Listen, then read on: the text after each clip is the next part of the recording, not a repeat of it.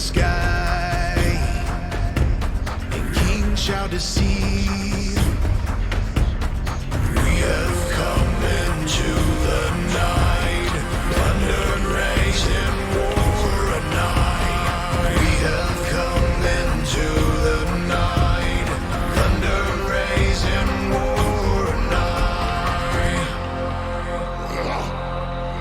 We'll fight for kings, for Ragnarok. Drink her up for Ragnarok, drink her up for Ragnarok, drink her up for Ragnarok. Welcome to Valhalla. Drink her up for Ragnarok, drink her up for Ragnarok, drink her up for Ragnarok. Welcome to Valhalla. I can feel it in my veins, the warrior inside of me. Drink her up for Ragnarok, drink her up for Ragnarok, drink her up for Ragnarok. Welcome to Valhalla.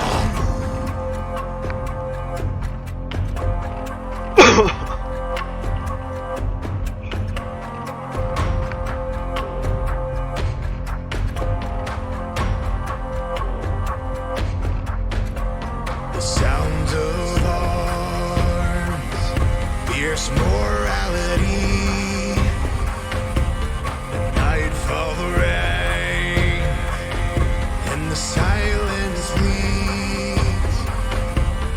We have come into the night, thunder raising war at night. We have come into the night, thunder raising war at night. We'll fight for kings, for Ragnarok. Sail war. Drink her up for Ragnarok, drink her up for Ragnarok, drink her up for Ragnarok. Welcome to Valhalla. Drink her up for Ragnarok, drink her up for Ragnarok, drink her up for Ragnarok. Welcome to Valhalla. I can feel it in my veins, the warrior inside of me. Drink her up for Ragnarok, drink her up for Ragnarok, drink her up for Ragnarok. Welcome to Valhalla.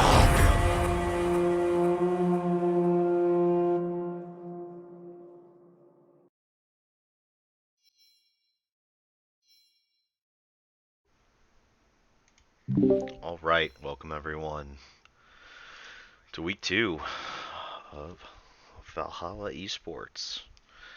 Joining me today are our casters Malco, Janelle. Take it away, guys. You already know who's here. It's Malco on it. How you guys doing tonight? This is Janelle, your boy. What's good? What's good? Oh, So, this is Mel- gonna be a fun cast. I'm excited. Oh, for sure. It's gonna be one hell of a banger, at least, I think. So from what's looking like, this is season 3, week 2, and on this great Sunday night from wherever you are, we got the 2 teams tonight: Titan Mox Gaming versus the Donger Squad. I'm really excited to see how these teams match up against each other. They look pretty balanced in terms of capability and rank, I think.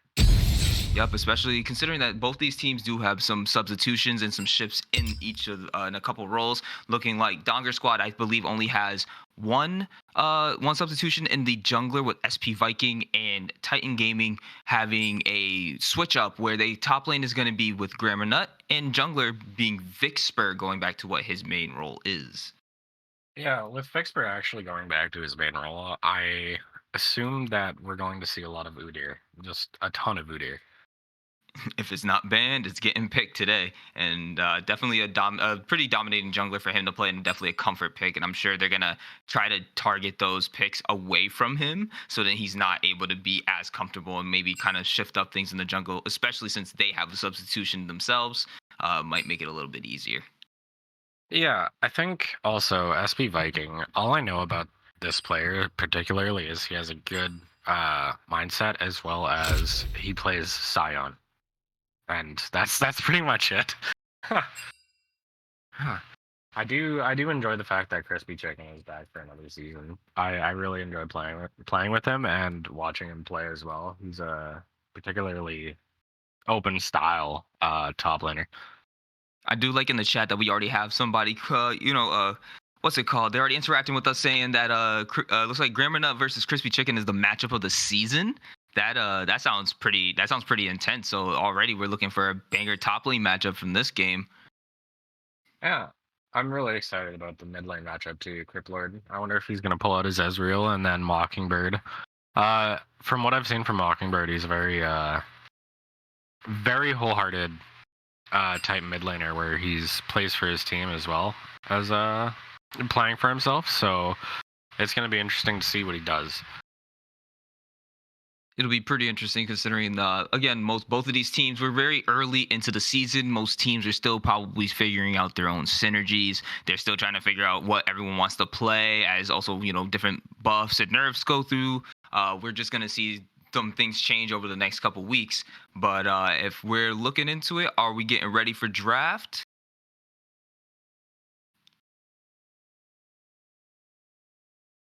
And I hear that we are. Not as we We throw back to Go Kings versus right. I'm HYB. saying I Love think it. I'm thinking we might not have those teams up there, but don't worry, we got this. We got this.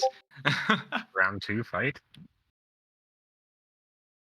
I'm really wondering if they're which team is gonna kind of draft around their carry players, or if they're going to go a different style and play towards bot side or top side with Crispy and Ramanat. And right now, based upon the different bands that are being picked up, sorry, we don't see which teams are on red and blue side at the current moment. Dong is on blue, Titan Mox is on red. Perfect. Gotcha. So we see from Donger Squad on blue side, they decided to ban out Vlad, Kaisa, Neela. And then from Titan Gaming, they decided to ban Akali, Ziggs, and Nautilus. Some pretty interesting bans, not some ones I was immediately expecting. But I guess they obviously all have their reasons. Criplord is a Vlad one trick, from my understanding, and then I'm assuming the ban for Kaisa is just because she's a really strong AD carry in the meta right now. And still there strong. goes the first pick for Sion. And immediately, you called out that Sion earlier. yeah, I'm assuming that's going to Viking, but very, very well could flex to top lane because Crispy does play a little of it, I believe. And if they're feeling kind of crazy, I don't know, support Sion if that's still a thing, but I highly doubt it. It's still paired up pretty well with Senna, I think, if you want to go that direction. But of course, the Jarvan pick coming out, such a staple jungler, even in Worlds. He's been in a really good spot. I remember there was a time when you couldn't even use Jarvan at all, but it looks like he still provides enough utility where the champion hasn't been changed in God knows how long. True. I mean, in terms of competitive play, I feel like he just brings a lot to the table. With CC, he has the AoE lockdown with his Cataclysm, and of course his attack speed steroid for any AD carry that can use it. And definitely to make that a little bit more sufficient together, they decided to pick up the Zyra on the side of Titan Mox. That's probably going over to Vintage. And looking like Donger Squad to respond. The immediate counter to a Zyra, pick MF. We've seen it for a long, long time. And so the Zyra might not have as fun of a time on that side, the bot side now, with that extra poke and damage coming out from her. And to round it out, I think is looking like top lane Darius. Top lane Darius. Crispy's I'm pretty sure that's his one trick, I believe. So if they let the Darius through, I'm a little worried, honestly. And this Ezreal could actually be Criplord is on Titan Mox, correct? Correct. I believe that is, yeah. So Criplord is an avid Ezreal enjoyer in both AD carry and mid lane, so it could be a flex between either AD carry or mid. So I'm excited to see where that goes. Second ban phase is starting though. Yeah, and that's probably going to determine. They definitely left the flex open, and I guess that's why they allow themselves to determine these next couple bans. I see a brand being banned here, which another potential mid and support flex. So that's actually a really good ban for them, especially with the immediate AoE damage that can come from their team overall. If you pair that up together with the MF too. Yeah, I'll definitely have to agree with you. I think Brand is just a solid choice too for Donger Squad, considering their players and who they have on it. And then the Tom Kench coming out for a counterban. Taking away a really OP tank. I like it. Yeah, especially with the buffs that recently came out to him, and on top of it, he's been seeing play in Worlds as well. I think Tom Kench is just a very, very good ban. And to round off their bans on the side of Titan Gaming Mox, they decided to ban out the Leona, another very good complementing support to go with the MF. They're trying to reduce those options from the bot side of Donger Squad. Smart. And the Insta Garen ban. Oh, nice. Get rid of any potential counter to that Darius, at least one of the bigger counters, or at least somebody who can mitigate all the things the Darius can do, and then eventually just come back at your entire team. You don't know what to do with them. But aside For from sure. that, I want to see what these next couple picks are going to be, and Looks like the Mundo from top lane. I'm not really sure how that synergizes with their comp in total, but I think it's still a very good pickup just for sustainability and laning against Crispy and Darius. So I'd like to see what they follow or what they rounded out I think with their Graminut last was pick. Graminut's probably just thinking the safest possible, as what you're thinking, like the safest possible pick. Like I wouldn't want to do like an Ornn or anything up there. So like the Mundo's probably like something that again is one of those other champions that eventually late game it's like how do we kill this thing unless we're doing a lot of damage and just going past his healing in general. Eventually a late game Mundo you're doing negative damage. So they definitely got a pretty good like insurance policy, I want to say, for at least a tank. Ooh, and the Aurelian Soul followed by the Renata Glots. I'm kind of liking the Donger Squad comp. They have a lot of AoE team fighting, followed with just pick potential and counter engage. It's nice to see. They're not just piled into one style comp, you know. And in Nivea, okay, so they're going for the mixing bowl a little bit. A bit, I I like it. What's your thoughts, Malcolm? Titan Gaming Mox is definitely playing like I will just say like a kind of a standard comp, at least for like poke, and it doesn't seem like anything out of the ordinary. Like this team, you can definitely tell where everything's going. It's not anything out of the ordinary. Like the other side though, like Donger Squad, I like just where they're coming from, just from their champions in general. I feel like team fights are gonna be something to definitely watch out for because both teams just have insane team fight ability.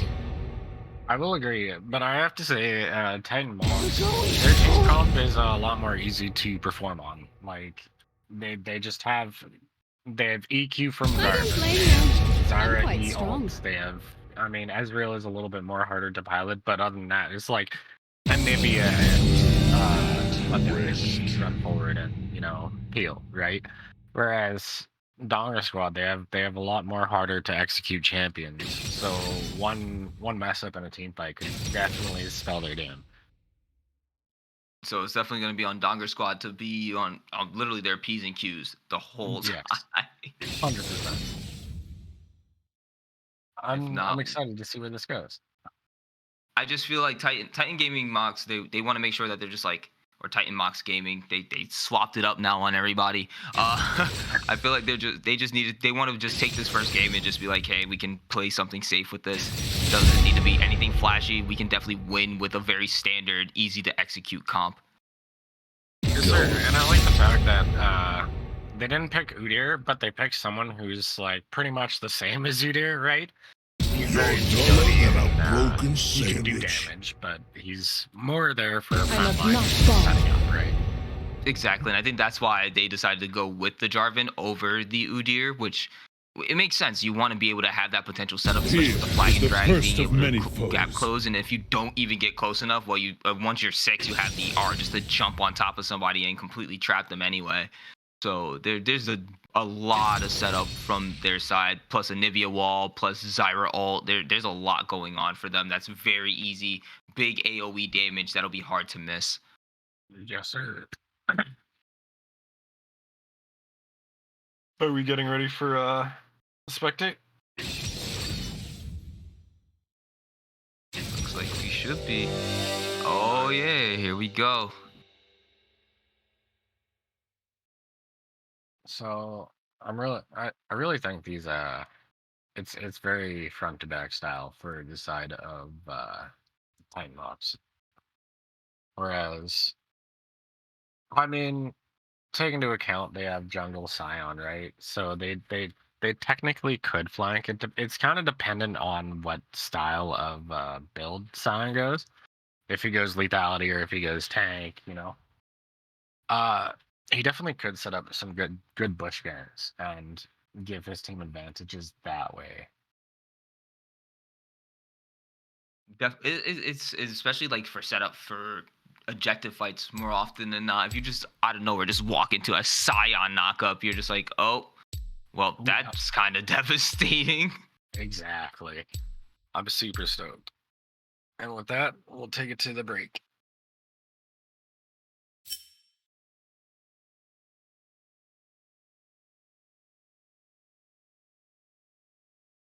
Maybe. Maybe.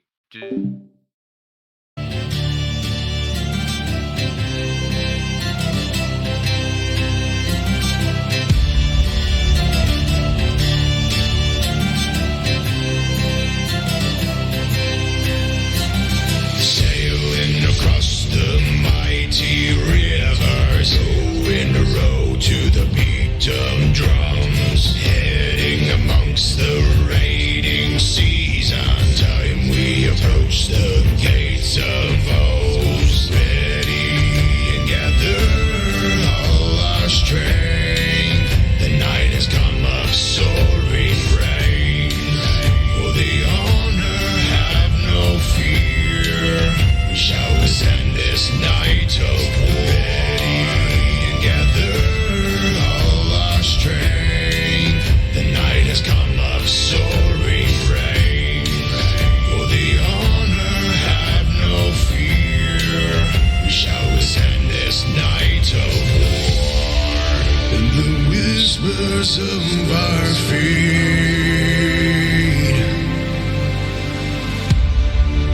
and our honor be foretold.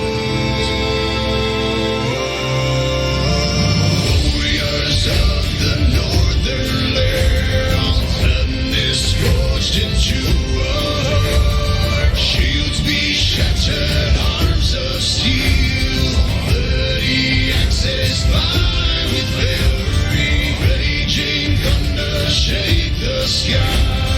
Wrath of battle stains our mind, rage of vengeful kings of war. Feel his sons and daughters fall.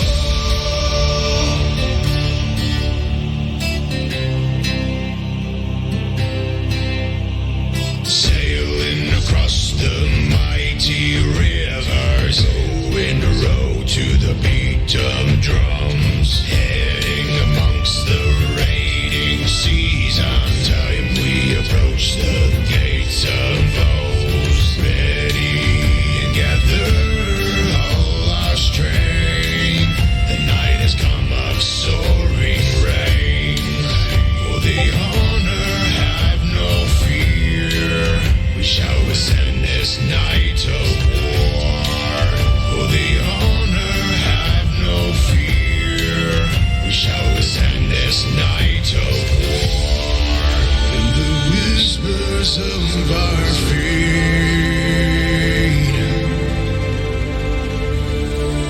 and our honor be foretold. Warriors of the northern land, and is forged into our heart. Shields be shattered, arms of steel, bloody axes fly with fury, raging thunder shake the sky. Wrath of battle stains our mind, rage of vengeful kings of war. Feel his sons and daughters fall.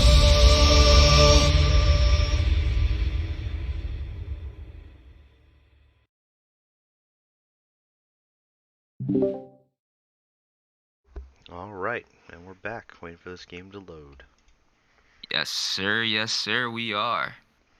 The Steam games are on point. I'm enjoying the TPA Mundo coming out from Graumanut. Oh, that's a classic one. World's 2021 Dragon from Vixbury. Bewitching and Anivia. I've never seen that skin in game, honestly. I didn't even know that skin existed until now. It's something. The Fright Night Renata Glask is cool though. I actually do like that skin a lot. And then obviously Storm Dragon, Aurelion Soul, what could have been.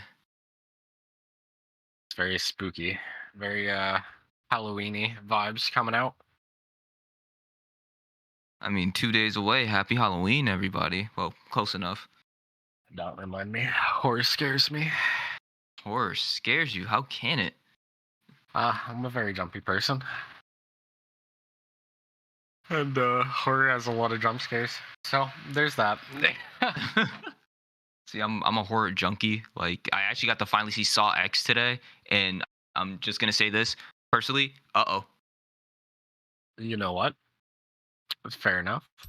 And that's what happens when you want to play a game. Yeah. But I was saying, Saw X, saw that finally today. My favorite Saw movie in the entire franchise. Personally, I think the best movie in the entire Saw franchise. I would recommend everybody go see that if you haven't already. Just as some quick banter to put in while we try to get back into Spectator. Unfortunately, as we always say, Rito, can you please fix your client? We've been screaming this for years, and I don't know if they're ever gonna fix it, but it's okay. As we immediately actually jump right into the game. When you complain about it, it's when it works. True, I'll agree. Let's see what kind of start we get from both sides. If it'll be a standard 5-point or if they're going to stack. I think if they're going to be looking to invade, the better invade team might actually be from maybe Titan Gaming? I'd also give it to Titan, but it also depends on if Crispy can, reach 5 stacks. Oh, we're looking at a bot invade. My specialty. MF smart putting the ward there, now giving all the information to Donger Squad, knowing everyone's there. Oh, ruined invade. Oh, they just saw what everyone started, so looking like Ezreal with the longsword, that's an interesting choice. I don't ever honestly see that. It does allow for his Manamine power spike a little bit sooner, or Trinity Force, but I don't know if I like that, honestly. I think I'd rather go with the stack and the tier. So, hold on, we're getting a little bit of combat here. The autos coming out from Crypt Lord, just want to get that little extra damage, but Crispy Chicken sitting here using the ghost to happily keep up with Gramminut and Crypt Lord. They're not being able to get away as the 5 stacks of the bleed is on top of him. He's going to be able to get that first blood. No, he's not, as the stun lands on the Crispy Chicken, but the back is being forced, being laid on Darius. Gramminut now also being forced to back. That was a very interesting early damage starting off in the game. For another invade. Oh man, he feels really strong right now after that little showing right there to the moon, though. I was gonna say it was a really good start. Titan Mox actually came out ahead of that until that, delaying the junglers clear pathing. Definitely affects the game. But see, remember we were talking about earlier when it was like you don't want to just walk randomly into like a bush with a Scion and a Darius just randomly there. Like that's a very good example early on of what could happen to you if you just happen to walk in there. Well, that was Aurelion and Darius at that point, but still kind of the same concept. Yeah, a lot of damage coming out. The sad part is Crispy Chicken did blow his ghost looking for something extra. And unfortunately didn't end up getting it, besides the Mundo teleport. Which, I mean, for this early part of the game, might actually be something to at least get him back, especially if you could pressure him back out of the lane, which might be easy for Darius to do in the early game, especially after level 3. But Mundo can farm. Yeah, so right now, actually. Short trades coming in from all lanes. Looks like just stun lands on from Criplord. A little extra damage being landed. The electrocute proc. We have an engage coming from Vicksburg. Flash used, and he goes in, but the Renata Glass able to stop him, forcing him to walk away. I think that angle is actually unfortunate. Nicely done from Montblanc to really be able to utilize there on the pole and get the Jarvan away. Even though the flash was used by both of them, it was still a very good disengage. Yeah, Vicksburg coming in just straight at that angle didn't really afford Titanmox Gaming's bot side to actually walk up and go in with him. Where I think if he came around the tri-bush and get it from behind where they still don't have any vision, they probably could have gotten at least some spells, if not a kill. Well, I mean, they did still secure the flashes. If they didn't, and I think Vicksburg's probably just happy with that, which why he didn't keep forcing more on it. But knowing that the flashes are down, coming right back down again, even though we're seeing some real quick damage being dropped on the Criplord in the mid lane, a lot of damage coming from Mockingbird and this Aurelion Sol. Nicely done. Still has Egg though, can't forget. Definitely can't forget. And right now, looking like, is Vicksburg going to do what we're thinking he's doing? No, as the Ezreal gets pulled in, a lot of damage being landed onto him. The auto's being dropped, and the exhaust being dropped on the MF to stop him. But the flash being used here as he's being ganked on. Grimina being barely able to get away. We might see the first blood as it goes right over to the MF, and she's going to be able to secure a double kill for herself. No. Double kill going to the ADC of Donger Squad. Renata Glass W coming in clutch there. She would have died, but unfortunately, Vantage's Zyra was just a bit too low, and ended up getting the kill. Hold on, Crispy Chicken here looking to secure this kill now. Bleed proc gonna be enough, not enough, as that level up definitely not maybe needed, but definitely well wanted right there. This is a bloody game overall, honestly. Just the back and forths so far have been showing both teams' aggressiveness. I really do like what we're seeing here. It's something like the last week when casting like Go Kings and everything, early game kind of started off a little bit more subtle for both teams until then eventually the HYG was able to pick up in their early game. But now seeing this is definitely like both teams want to try to push their envelope. They want to maybe even limit test a little bit, it seems. And look at that, like both of them, they see them walk up, they're trying to poke each other out. They want to see they're really testing each other as mid laners. Yeah, I definitely think we'll see who applies pressure first from junglers, and whoever does and correctly does it, I think will probably end up taking the mid lane, even though, you know, Aurelion Sol is currently like 11 CS up.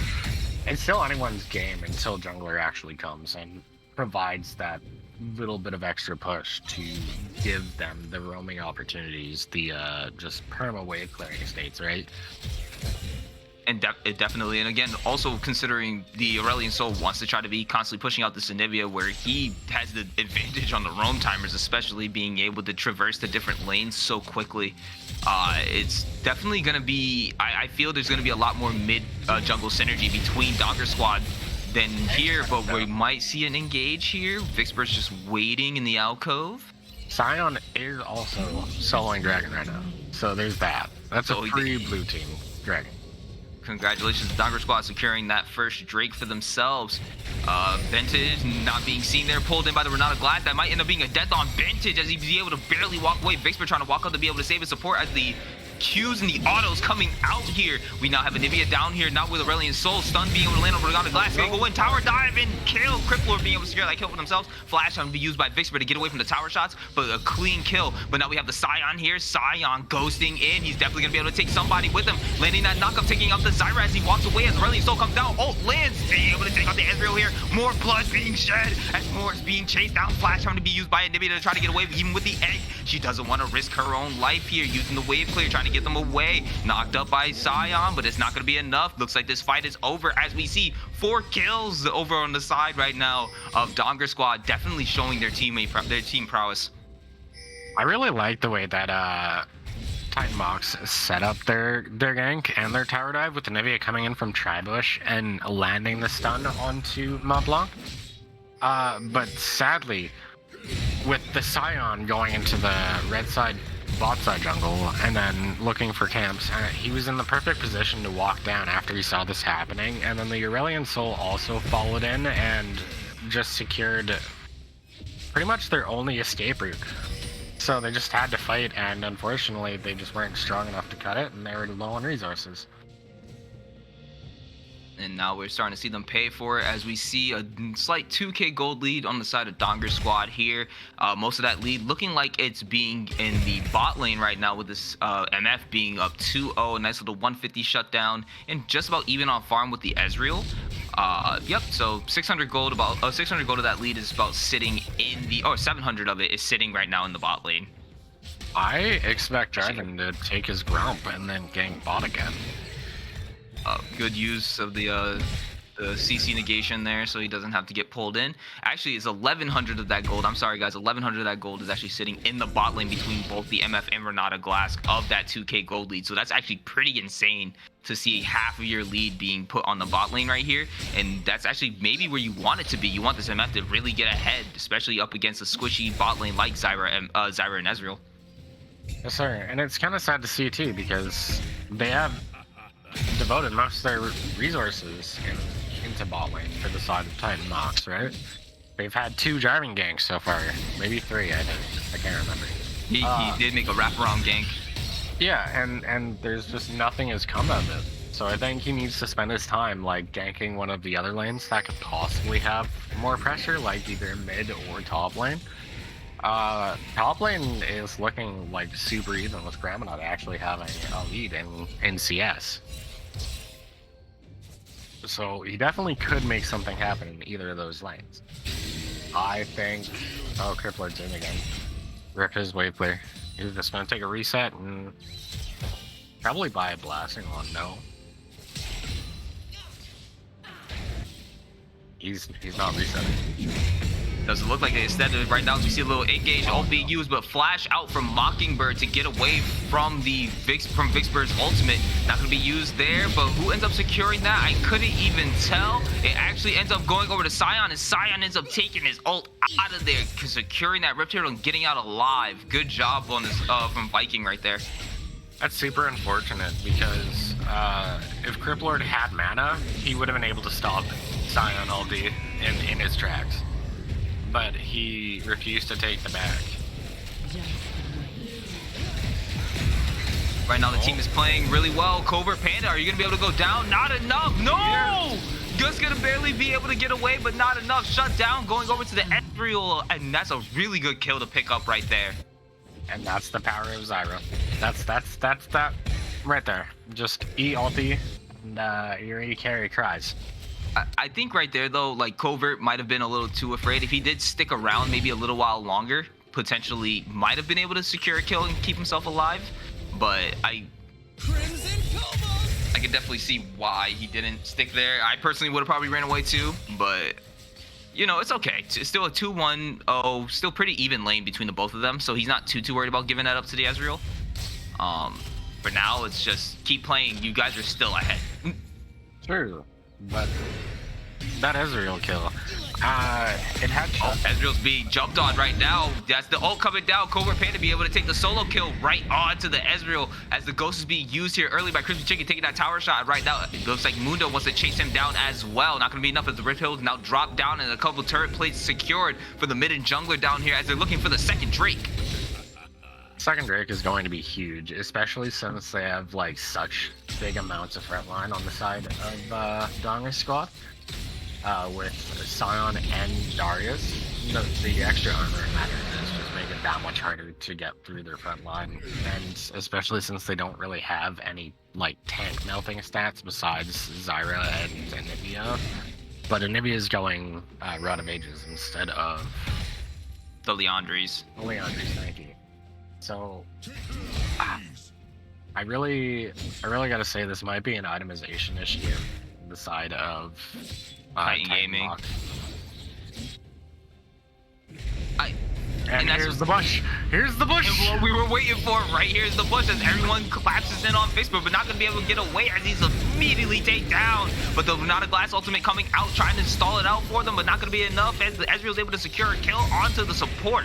And he's going to keep chasing down right now as he sees in his sight. He's going after Covert Panda. Covert Panda caught under their turret between two. It's not going to be enough as Benton secures that kill for themselves. They take down the enemy bot lane. They're starting to turn this around for them. Grimina being caught up top. They're going to get those 2 kills bot. not, we're going to take one top as the game still keeps going bloody as hell. 11 kills within 13 minutes. 7-4 with a 2k gold lead to the side of Dollar Squad. I really think MF walking up there was kind of a bad choice since Renata was already dead. And she just kind of showed herself and it didn't really do anything. Crispy Chicken trying to shove this wave up fast enough to where he doesn't get ganked like he is right now. But now Vicksburg coming in full mana, full health. Flash being misused as he goes in, but it's going to be enough. No, it's not as he jumps out. Flash coming out from Crispy to get away. Wow. That's an unfortunate, push of the buttons there. You know what? I like to see it, though. I like to see the ambition, right? The only way you land those combos is if you do it continuously and you do it better. You gotta keep practicing these games, and right now, the flash coming out from the Zyra, if she got caught up by any form of CC and dragged back in, it would have been over for her there. But luckily having that flash up was definitely able to get her away, and good use of ultimate for a flash. I think it's definitely worth it. We have the side of Scion. He's looking pretty tanky, and he's finished his Sunfires. He's gonna be pretty hard for the side of Titan Mox to get through. I think, especially with his health pool from his W. I'm kind of curious to see if there's something that the enemy team will build in order to help get through that. Because I want to say, I definitely was very surprised by the amount of damage the Scion W actually ended up doing to Jarvan. Hold on, never mind, nothing going on up here. Just a blue buff ended up being stolen and a slight little fight going on the top side. But I just want to say, I was very surprised by how much damage the W did to the Jarvan with just him having only the Sunfire at that point. Heal having to be used there as the Ezreal's just free firing with these Qs, having the Trinity Force already finished. Definitely going to be a nice little power spike for him. But we're seeing the stacks being dragged up real quick as the ult is dropped, but the ult also being used by Mundo to be able to negate any of the extra damage that came from Crispy on the Darius. So interesting fight, and we're seeing a fly and so many different things going on all over the map. And look at that damage coming from Aurelion Sol, finally gonna put the Anivia into the egg. So we have Rift Herald coming up in 40 seconds, and so far the only people who are on that side is from Titan Mox is Darius. Or not Darius, sorry, Mundo. Whereas the jungler is on the side of Rift Herald, on the side of Titan Mox. He's down bot lane looking for another gank, trying to get their bot lane started. And right now, with the fact that the Aurelion Sol is there, if Jarvan did go anywhere, he was ready to follow up too, so it could have easily turned right into a 3v3. So it is better for him to back, and it looks like he is going towards this top side now, so he wants to try to match for this. But right now, Sion's already up there, and the ult being used to try to chase down Grimmin, but it's going to end up missing as he goes down and chases him. But Darius is coming up. The knockup going to be enough? No, the passive being used to be able to not have to knock him up as he continues to try to tank this damage. Christian coming in, but now we have Vicksburg jumping in. W already used, so there's no more negating, no more CC down right now. They're not going to be able to do much more as they're trying to make this tower dive work, but they immediately turn on the Vicksburg. More damage coming out, more damage dropped, knocked up, but not enough if they're still under the turret, so they're still safe. Trying to keep them off here. They really want that there, but we now have a little gate coming from Mockingbird here for them, as now it's a 3v1 as the Ezreal's trying to get away, but it's not going to be enough as he has the flash coming down, more being used, ultimate being used by the Renata Glass, but not going to be enough as the wall drops from Anivia, being able to cause so much disengage. But here, Anivia, you don't have the egg, don't forget, as the flash is being used by Mockingbird to get away from the Ezreal. Ultimate pulled in, pulled out, no, getting away as you're slowed down. Mockingbird going in, flash used, just down by Bentage.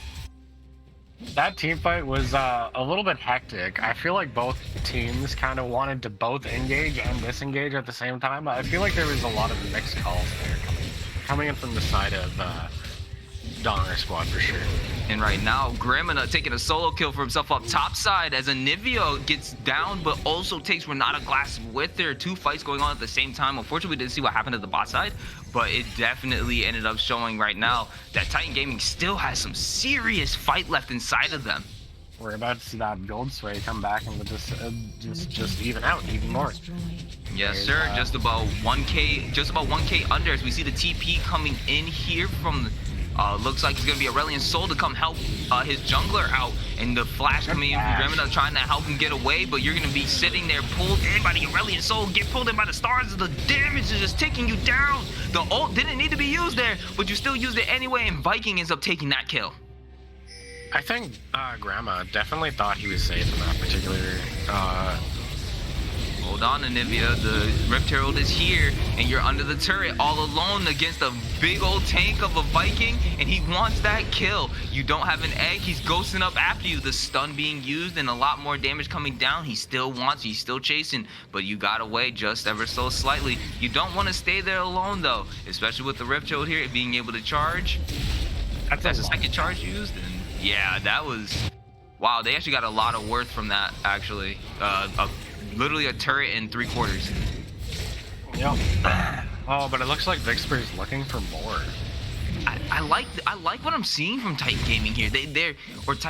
Which way is it? Is it Titan Gaming Mox or is it Titan Mox now? Titan Mox Gaming. We're gonna just go Titan Mox. So I like what I'm seeing from Titan Mox here, and how they're still trying to like press the envelope in every avenue that they have still. Like they know that in the early game they were kind of like faltering a bit, but now it's like, okay, we're at the mid game. We know we have some items. We know we can do some damage. We're able to at least fight them. So let's just keep finding the picks that we're able to find, especially if we find like one of their squishies. Like if we catch out Mont Blanc on his own, we might as well try to take that pick, especially with the Zyra with how much damage she can do.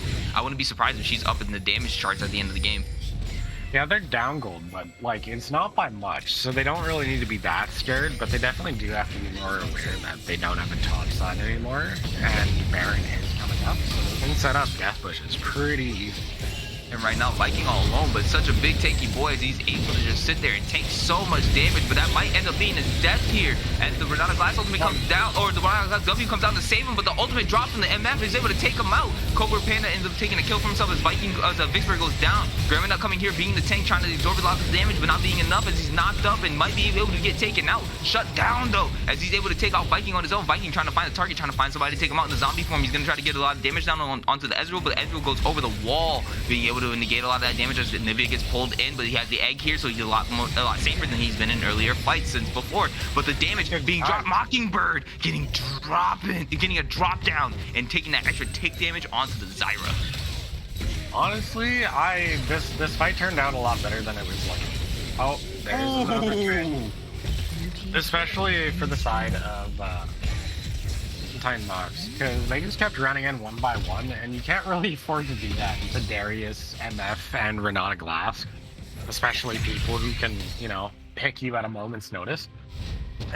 But with the Mundo living through that last change and actually taking down Sion, and then Ezreal picking up a couple of kills as well was super helpful.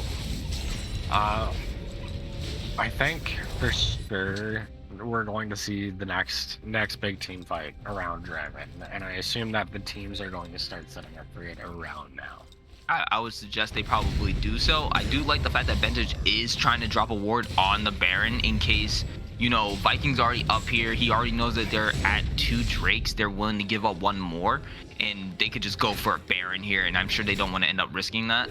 So yes, as important as the Dragon is to set up right now, even though it's only 21 minutes, the Baron is still a very possible thing. And Vintage being all alone, never mind, they do have the Ezreal here, but here is the MF. Oh no, Vintage, sorry man, trying to do your job, unfortunately got you killed. And now you're gonna have to drop trying to get that vision, but Viking's gonna have to fight back as he's getting shredded right now by the Ezreal Cripple Lord on the Anivia combo. And he's gonna drop down as Vixper drops the ultimate, but look at that, you're trapped in there, and there you go, Covert getting some damn damage and collected another kill with the Collector. Good job, 7-2-0 on this MF.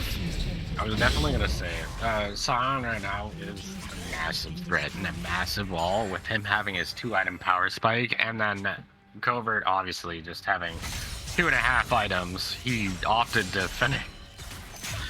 finish his Collector and his last Whisper before even finishing his boots. So that's just pure damage. That's pure damage in an 80k right there. I can't even lie. I'm not surprised that he's doing it this way. That's exactly kind of how I like to play MF, where it's like, oh, my W gives me even more movement speed. There's no need to finish boots if I just get magical footwear. Like, greedy, you can just keep greedy. Just keep racking up the AD, man, because then all of a sudden it's like, oh, MF's not doing much in the early game, and then you see one ultimate drop and it's like, oh, well, great, the MF's now a problem. So and that's the reason why, like, this champion is just like, it's you know, like, it's another pick that, like, if you see Kaisa, it's like, oh, we could pick MF, and it's another one of those champions that just does a lot of damage. And wow, look at Benji's doing a lot of damage just on the support, being able to 1v1 at this point, but unfortunately getting taken down as well by MF, but it's just gonna be enough for him. I definitely am proud of him on that, because that Zyra was doing so much damage to Aurelion.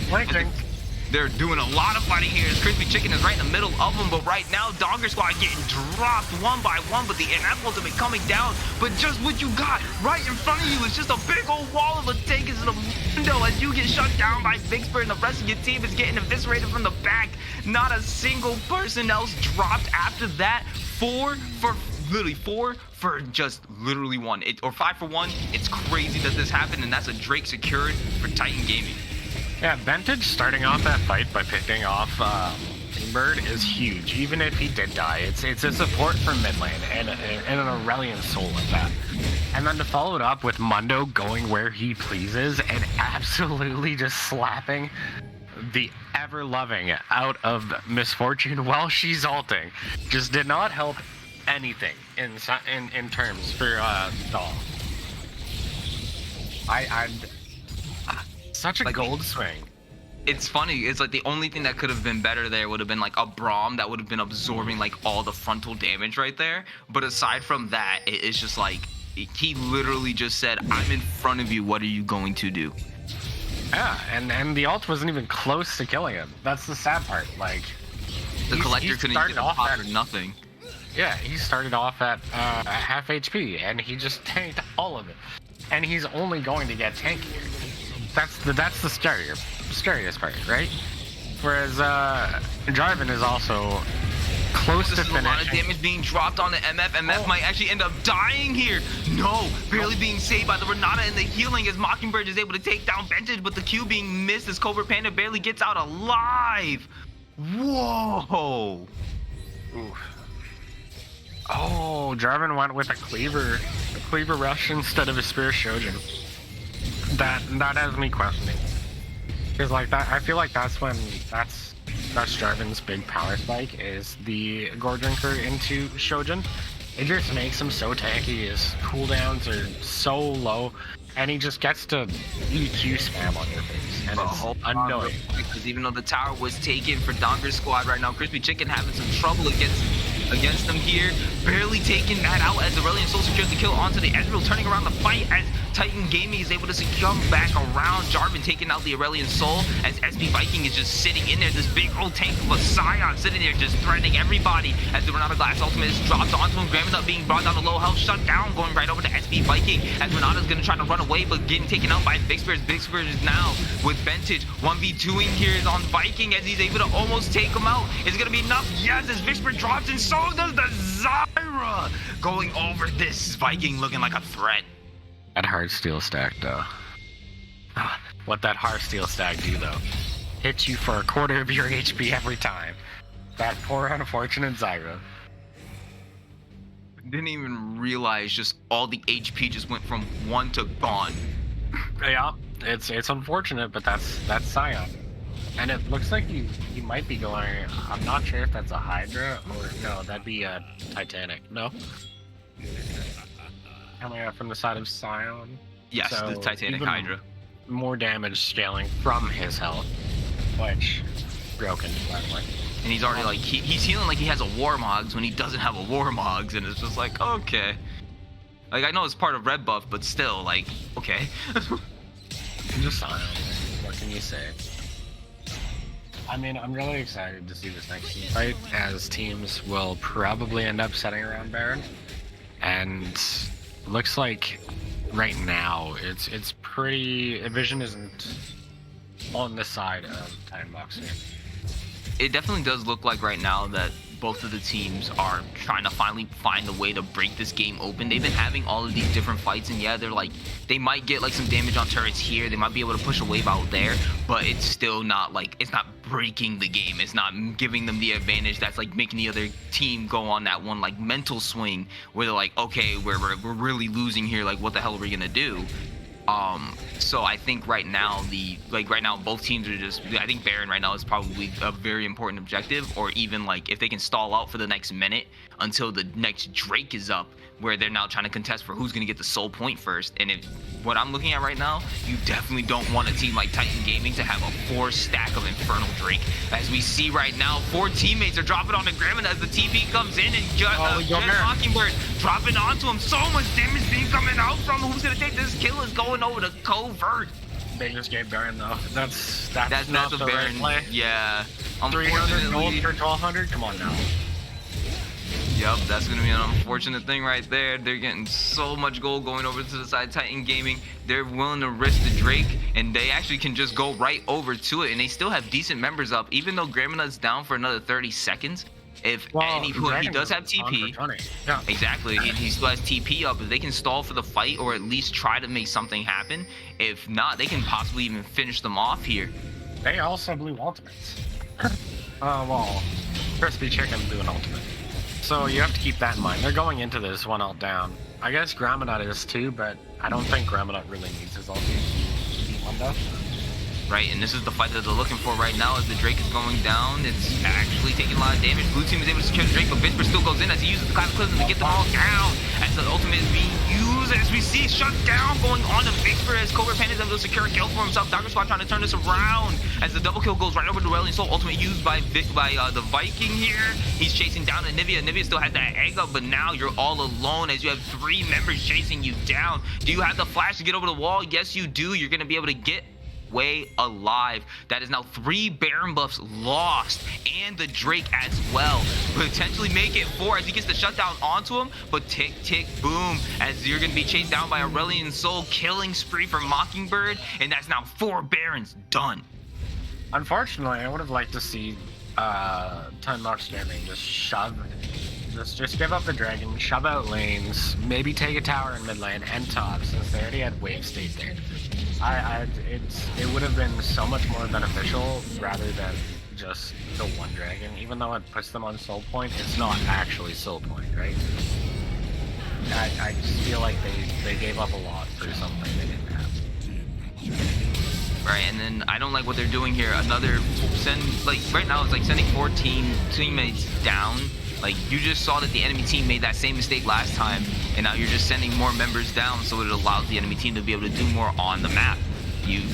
Luckily there's no objectives, right? So they actually can afford to do this. And Viking was hella pushed up for no reason at all, besides, I'm guessing, just CS. So you're right, because at this point in the game, like, cooldowns, at least for abilities, don't matter too much. Most people are hitting 16 at this point, so they definitely have like their max cooldowns. Yeah, highest level in the game right now being Criplord on 17. And Ezreal is followed up by 16, I guess, where MF is only 14. So I don't know how they got this XP advantage, but I find it very weird that Ezreal is such a high level compared to his counterpart, considering the MF has 10 kills. 10 kills, but the farm difference definitely might actually do something there. With a 30 farm difference, that might be the EXP that's shared depending on who's been in lane, who's been alone more and stuff. I definitely see Covert's been with their team a lot more than IB Jin has been. So It might be just giving a lot more of that solo XP, trying to get the Ezreal, getting the max damage out of him as much as possible. It makes the most sense. As Mockingbird's going to go ahead and engage onto them as the ult is dropped, but Zyra's not going to be able to walk away. Well, maybe she will be. Shut down going on to Mockingbird from Vixper, but Mockingbird going to be able to secure that kill on the IB Jin. So 1 for 1, and I'm not really sure it was worth it, because Ezreal is one of their stronger members, where, yeah, Aurelion Soul is strong, but he's not necessarily, like, the face of the team at this time. Yeah, it's because it's more on the MF actually here. MF and Sion. The MF and Sion, yeah, exactly. They have to send 4 people to deal with Sion, unfortunately, because like I said, they got build diffed. They didn't build anything to actually deal with the Sion and his massive HP pool and armor pool. Like, I kind of understand the Anivia's build with having some of the extra survivability from the HP pool that they gained from the Rod of Ages, but I would have definitely liked to have seen the Leandries here. For Yes, you sure. do have it on Zyra, but I feel that you're going to be more of the carry. You would have been doing a lot more damage early on. It would have been nice to have it earlier in the game. Definitely look at the tickle. mitigate this. And look at that. They can't even do any damage onto him, even with the Leandres coming from the Zyra. It would definitely been a lot better onto him. But the Scion is just sitting there taking damage from 3 different teammates. Who only at half health now with all that damage dropped onto him. Wasn't enough to even really bring him down. And he's just going to heal all that back up before the next big objective fights. As we see 55 seconds on the Drake, 1 minute 10 right now on the Baron. It's definitely looking like they're trying to do something to maybe make a fight happen and try to get the Scion away before one of these objectives is actually up, especially since Titan Gaming does not want to be able to give up the soul. I mean, I think Titan Mox can set up pretty well here if they get their vision down in proper places. Right now, all of their vision is placed in the defensive style on their side of the jungle. They need more aggressive wards in order to see where the enemy's going. I do like the this whole engage, though. used here right now. They're just chasing down Mockingbird. The Mundo's literally taking no damage. Mockingbird fade away, not gonna be able to get away as Victor takes the kill with the drag of the flag. And now the ultimate coming down from him, from the Scion having to chase down the Mundo. They're gonna be able to fight here as you got Crispy Chicken and the Darius and the Scion on him, finally taking down Gramina. Now without that big tank, all you have right now is the Anivia and the Ezreal. So it's gonna be 4 versus 3 actually, as Vicksburg's trying to make the turnaround. They don't want to give up this soul point. They don't want to have to give it up to the enemy team. But now Viking just being able to turn around immediately onto Vicksburg. Vicksburg dragging himself back, killing Renata Glask on the dragon, but now getting himself killed by Covert Panda as the flashes are being used all over the place. Ivygen and Darius both. And right now, oh, another ultimate used by the Scion as he drops in, but the Collector taking down the Ezreal from Covert Panda, and it's looking like the soul's gonna go over to Donger Squad. Yeah, after they lost the 3 members, I think I would have just preferred them to back up and push side lanes. At that point, they should have just given it up. I get it.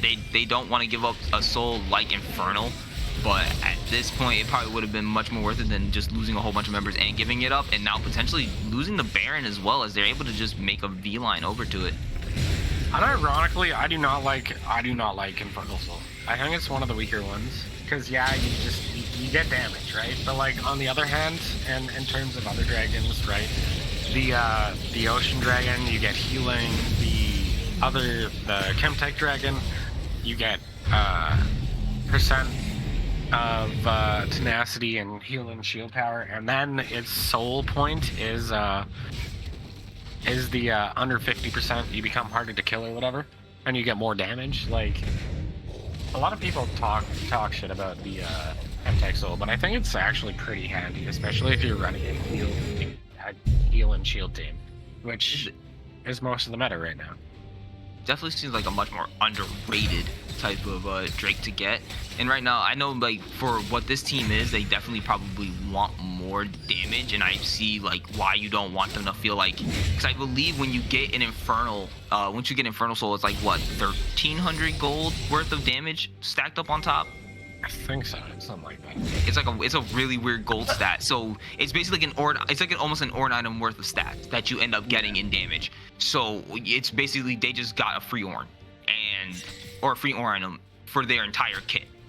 And I think that right now they're thinking like, all right, so like we were already doing enough damage and things, but now we're starting to see that Scion, he just runs right into us and we can't do anything to him. And we're having a problem with the fact that they're dropping a lot of damage onto us, especially with the MF being able to shred so many of their squishies. The ulti upgrade from Mockingbird coming out. You guys are ready for the next fight? Doing a lot of damage even, just with his huge numbers. Jeez, and now we got the two literal freaking meatballs in the mid lane right now. Let Noodle fight. We expected to see it at least once. Looks like they're doing 1-3-1 in a different way, you know, a 1-1-3. But it definitely seems like even though he's a big meatball, he's still doing a lot of damage to him. The Darius as the ultimate gets dropped by the Aurelion Soul. Vixper taking a lot of damage, and Mockingbird going to be able to take him out. Ultimate being used by Viking to drop in onto Ventus. Ventus getting taken down as the Grandmother tries to go ahead and save him, but it's not going to be enough as 4 members is now on top of you. You're going to try to run away, path to the flash to try to get away. You're going to try to heal all the damage off, but it's not going to be able to do anything as you're going under the turret, and more damage. Ultimate dunked onto you. Crispy Chicken taking that kill as he tries to go in. He's going to get himself killed. Was it just me, or did that pull hit? I feel like that pull hit. I thought it did too, but I guess it didn't, according to Riot. Please, Riot, fix your game. As the turrets are getting taken down, all that's left is the 2 carries of the side of Titan Gaming, as he just gets absolutely taken down, and so does the Nexus. Goes game 1 over to Donger Squad. Oh, I'm kind of surprised, but I mean, just like too much gold on their carries. Where the other side, it was all spread out. Oh wow, give it as a Vantage actually doing more damage than Anivia. Okay, well that, and then Anivia switching to the Leandri's a little too late there. I see. Yeah, item gapped, but that's fine. I hope they take it into discussion as they prepare for game 2, and we'll see how it goes. Definitely good game from both teams. Definitely showing real good signs of life on them. But Donger Squad just ultimately, they just managed to pull it out in the end. They definitely showed like their early game was good. Their mid game was like maybe like their early into like their transitioning into mid game was a little bit shaky, but they pulled it back in anyways. Who are you giving game 1 MVP to? Game 1 MVP, I honestly might have to give it to SP Viking. That Scion, man. I'm right there with you. The unkillable wall. Literally just sat in front of the team and was just like, "Oh, I'm here, guys." And it didn't matter where anywhere he was affecting the map somehow. So 100%. I definitely liked SP Viking for game 1 MVP. Definitely gonna give it to him. I agree. He definitely showed promise and the way he cleared, and also followed through his ganks. And even in the late game, he was tanking 2 people and laughing. Like, what are you gonna do? You have no tank killing stats, and he's like the biggest wall you could ever come across. And then he'll kill somebody, and then it's like, oh, all right, take a turret, and then he just charges into him. Yeah. Can't even be mad about it. He's doing what he needs to do. He's doing what he does best, and it's apparently this Scion. I'm thinking game 2 that might end up being a ban. I agree. I'm surprised they left it open, considering everyone knows that he just loves Scion. You know how some teams work, where they're just like, oh, maybe we'll give them their main. Maybe they're having a bad day. Maybe they won't play the best on it. We don't have to really worry about it. We get it. They play it a lot, but we can do something about it. And it's like, you had the comp to do something about it, but again, the itemization, unfortunately, in the beginning of the game didn't lead to the result you were hoping for. Yeah, it just took you way, way, way too long for Crippler to switch his build. I feel like he definitely should have started with the Leandries and then went into the Rylai's into the Demonic Embrace. And that would have maybe just given him enough tank killing stats and still made him like relatively tanky in order to actually do damage to the Scion, because most of the damage was pretty much only coming from Ezreal and Zyra, and unfortunately, yeah, Ezreal can kill tanks. He's just not the best at it, right? And then Zyra just not having Demonic Embrace either yet, just gold fell behind. It's just a tough thing to see. Yeah, and then again, it does show in the damage chart there. Just the fact that the Zyra having the Leandries early on definitely made that difference in the damage charts.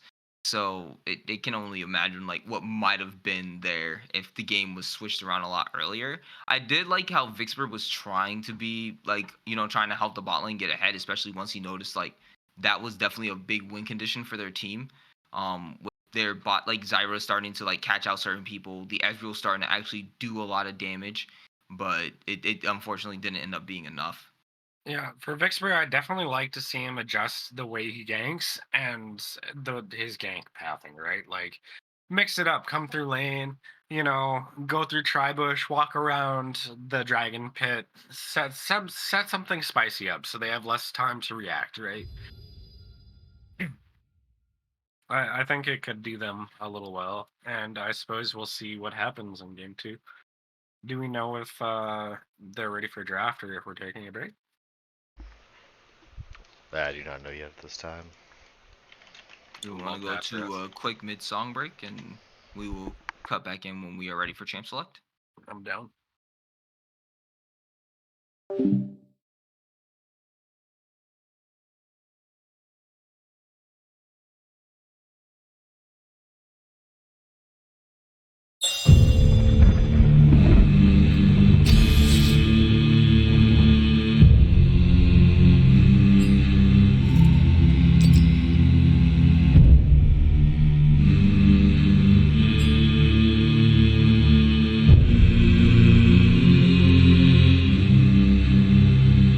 The waves amongst the sea, mountains mighty tall, fields of blood and sea, the night before the fall, hills of victory, the sacrifice we share, sounds of harmony. Valhalla is nigh, wars of history, tales be told along. We shall master way to fight another day.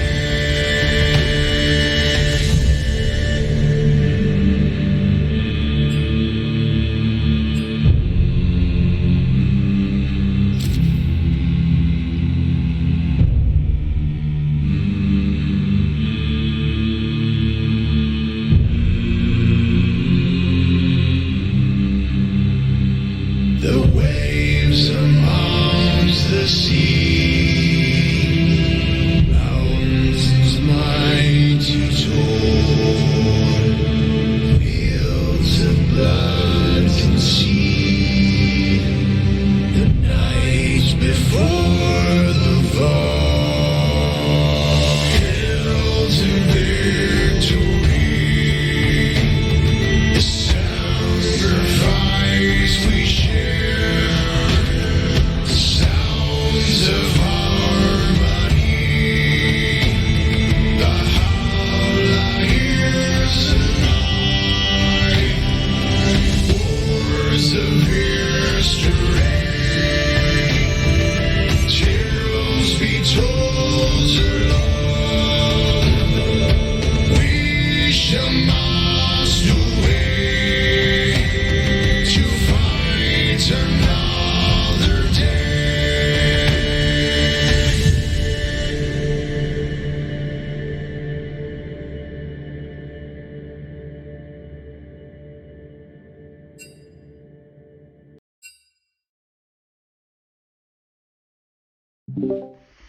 All right, welcome back, everybody.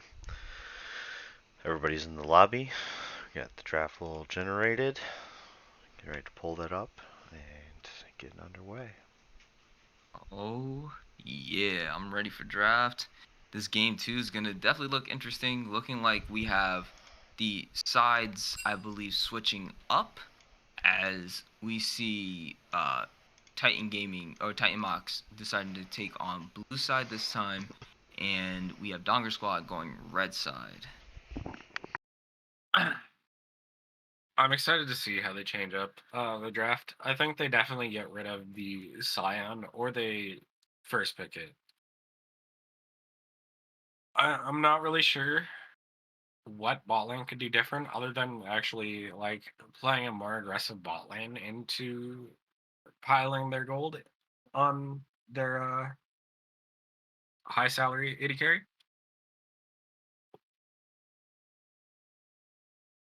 I think giving Covert the MF I don't know. It has to be. It would depend on what they end up doing differently this time. Like if you're really gonna focus on your bot lane heavy, like you said, definitely make your ganks and things a little bit more different. Um, but this time we're seeing once again run back of some of the same bands: Nautilus, Ziggs, Vlad, Neela, Kaisa. But then this time the Scion being banned this time around.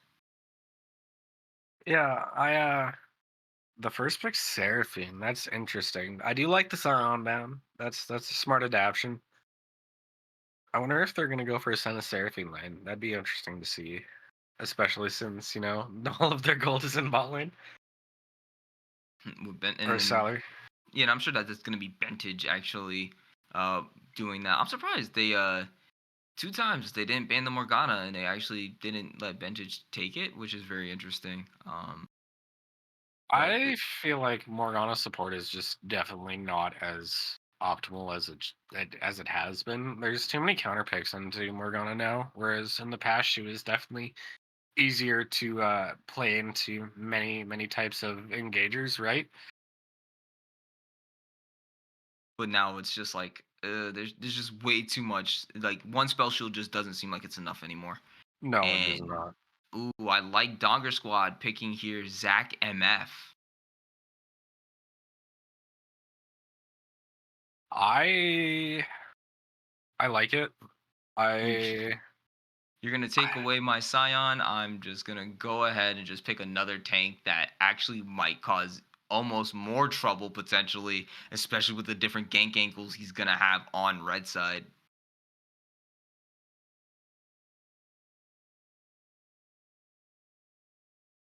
Yeah, I think the Poppy for the anti-engage on the Zac, very smart pick. I love to see it, especially. I assume that's going jungle. Uh, it's one of Zac's hardest counters, just because it denies the hop, which is his main tool to get in, right? And just Poppy in itself does a lot of damage, even going through tank, and provides a lot of utility. And then a And the really high Xayah, damage AD carry this time with the Xayah. I like it. so they're aiming for more of a peel back. The Darius coming for a pickup again. I I'm really confused about this comp because they see that they're going for a peel comp, but then they pick more engage. It's and then on top of it they have MF, who's primarily good as like a disengage type AD carry. Like you have people walking into you, if that makes sense. Right. And you wanna try to like force them to get away from you. And so Yeah, like it seems like Titan Gaming right now is like it's almost like is a complete anti comp to Donger Squad. So I'm wondering if like they're gonna use their mid lane and support picks to kind of like pivot themselves towards more of that like having the potential maybe like poke and to be able to like maybe help their engagers get in on this peel back comp. I definitely would have liked to see someone more along the lines of Jinx, or like I would have even taken a Draven, honestly. Just something to go in with your team if you're going for that style, right? But Braum, another disengager. What's happening here?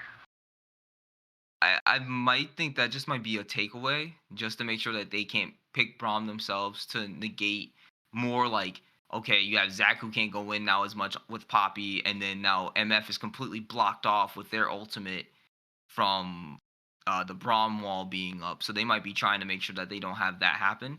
But Oh, the then Garen this got time the there. Garen getting through. I like a little bit of diversity in terms side of Titan Mox, especially since uh they're mostly peel, which means that they don't really have a front line for the most part to go in and do that big amount of damage like Garen does. Plus, he's really good at split pushing and plays well into Darius, so I like the pick. And Ari to finish it off, I like that a lot. Very good at picking, very good at disengage, very good at engaging. She can do it all. She's a very balanced mid. I just love that champion. very balanced mid, as she tends to dominate usually in the mid lane. She's been very consistent over the years, even like when she gets put as like a weaker laner. If you're good with her, you tend to, oh, this is something I Another was not expecting. disengage. Another disengage. What's happening, guys? What are we doing? Disengage for their engage, maybe. It's like if things get a little too squirrely, they're like, hold on, we gotta jump back out. Put up the Emperor's Divide now. We need the stream and shuffle. Go. And it's just like, oh, okay.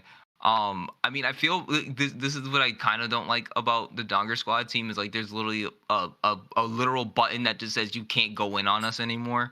On the side of Titan Mox, so it's ugh.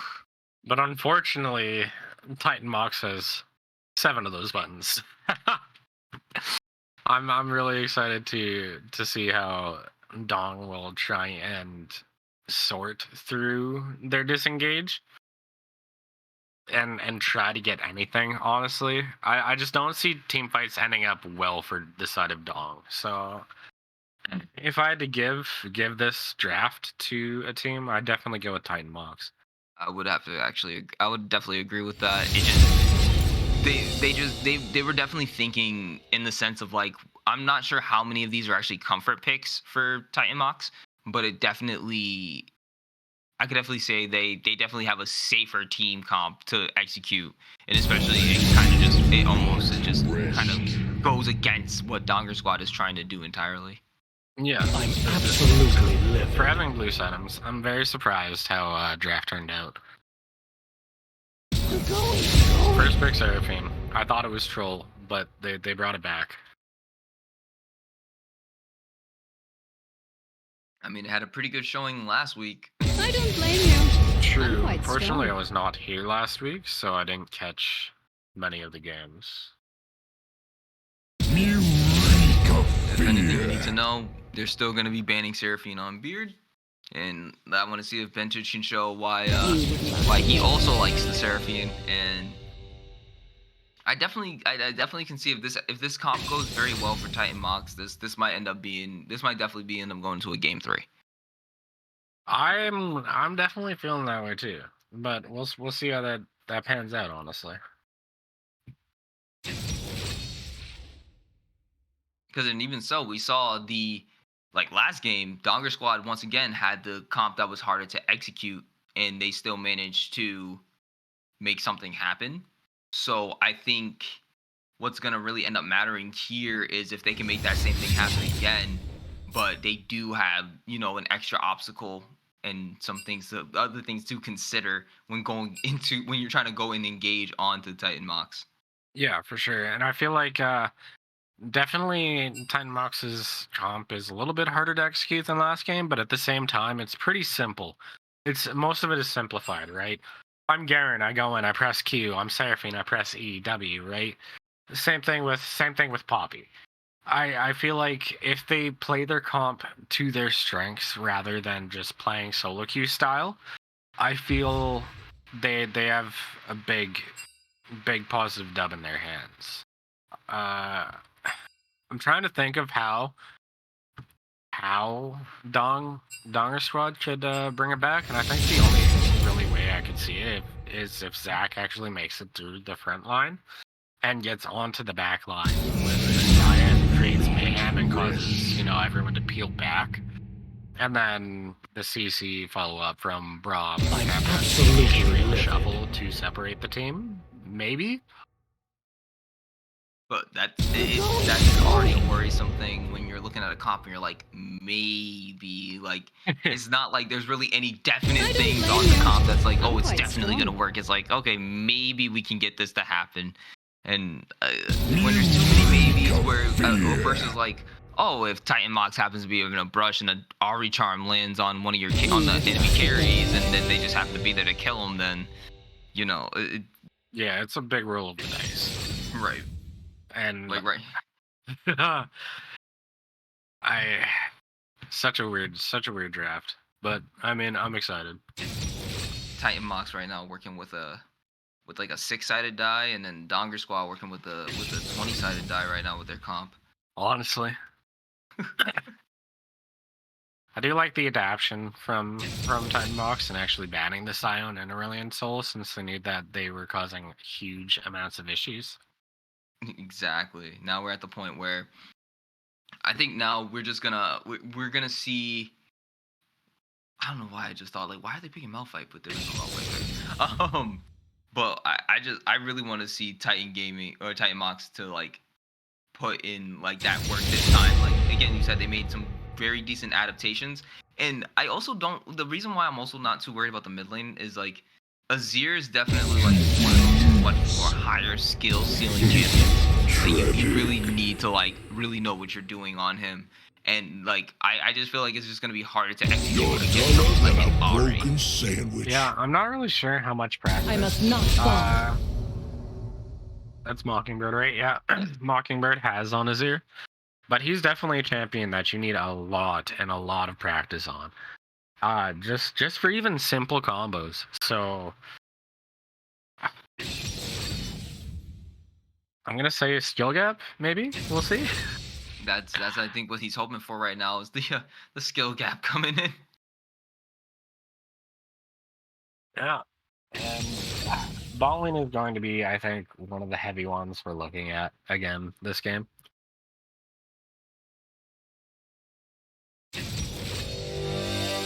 And it looks like we are getting ready to start a prediction. Yes, sir. So everybody, you get to actually bet up your channel points this time. Who do you guys think is gonna win? Is it gonna be the Donger Squad or is it gonna end up being Titan Mox Gaming? You guys go ahead and make your predictions here. I already said what I think I think it is. I got you. That's where it's at. Oh yeah, we got some big faith in Titan Mox Gaming right now. I definitely think they're gonna rock it. All right, people, everybody else who's currently in the chat right now, you guys should definitely get the votes in. Don't forget as well to use your Prime subs here with us here at Valhalla Esports. It'll give you some love, but not a lot from me. From everyone else, a lot of love. Yeah, 30 days of guaranteed love. Exactly. And with that, we're going to go ahead and take it over to a quick break while we wait for the spectator delay to go ahead and commence. And we will be right back. Bye.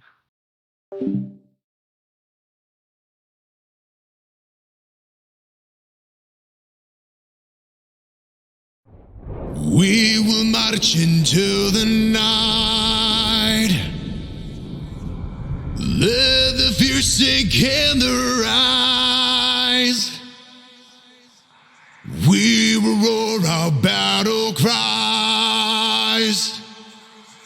The oath we shall carry strong. Rally up the souls and shields. Fight into the bloodiest fields. For the honor high decree. The heavens is on our side. We will march into the night. Let the fear sink in their eyes. We will roar our battle cries. The oath we shall carry strong. Rally up the souls and shields. Fight into the bloodiest fields. For the honor high decree. The heavens is on our side. We will march into the night. Whoa. Let the fear sink in their eyes.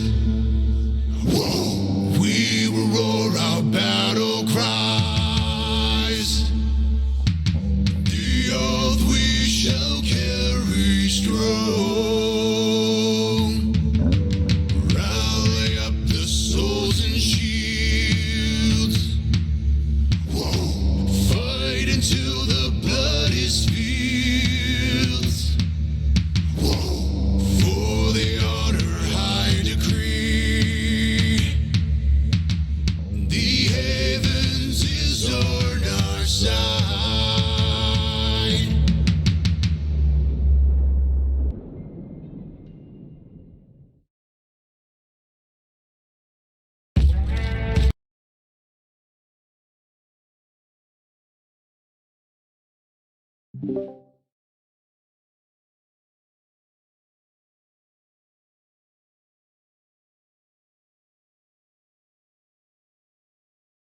Alright, guys, let's hope for better luck loading in this time.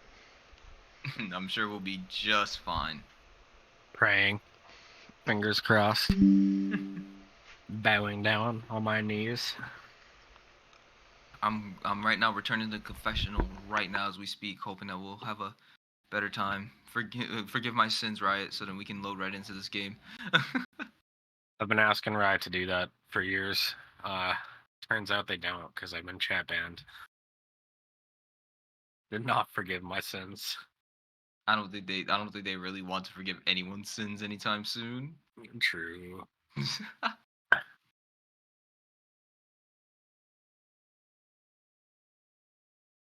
Skin game, once again, on point. Love to see it. We got 2 prestige skins this time around. A newer skin in the Redeemed Star Guardian Zaya. Sugar Rush Braum, that's the first time I'm actually seeing that one. In a decent Zac skin, finally. I still haven't seen Ocean Song Seraphine in game, and I kind of want to because I think I might buy it. Well, if you ever need more influence, here you go. Time to actually see it in game. True. I need the Uwu Blondie in my life.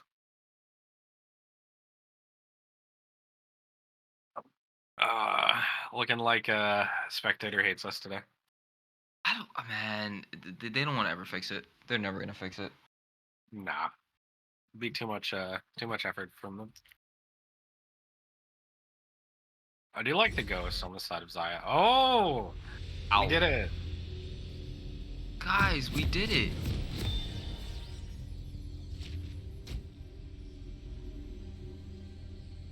I'm kind of expecting a standard start this game since the last invade was spotted out. So they might just standard 5-point this time around. I mean, it would be pretty interesting for them to invade, especially since, you know, they got the Zac, the Braum. there's a decent amount from Donger Squad that they actually could do. But I guess, oh, barely missed the brush. Poppy didn't buy a pot with her. Oh, hold on. SP Viking immediately being dropped on here. That was a lot of damage from the Poppy. Wow. Okay. Zac gonna have to back.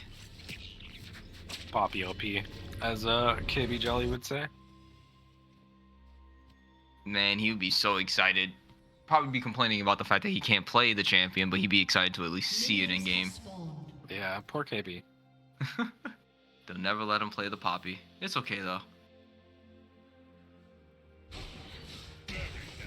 And short trades coming out. Already early on with the electrocute giving a little extra damage for Crip Lord. Nice. Being able to bring him down to about 80% HP and making him use that pot early. The aggression from both teams 2 games in a row is wild to me. I'm surprised they're not just trying to farm it out for at least like 3 minutes till their jungler comes or something. Again, it's just they're definitely playing different from the other teams from last week, where it was just like a lot more. Again, it might have been first week jitters too for a lot of teams, so they were definitely being a lot more passive. But this week already, we're seeing a lot more aggression from both sides, and you can see a lot of this damage being dropped on to Mockingbird. Another electrocute proc bringing him down to literally 20% HP. I'm definitely enjoying this start from Ari, especially since he's blown both of Azir's pots right already. Yep, And even with still biscuits, has one it's not gonna in mean turn. anything. Yeah. Farm is Darius. staying pretty decent. Oh, Darius doing his thing right now, getting those bleed procs off on Gramadut. Okay, so early game, Garen might have a little bit of a struggle here. Darius kept his ghost this time, which I like to see because it shows, you know, a little bit of restraint. All of that damage still coming out through Braum's shield because he was standing a little bit far back.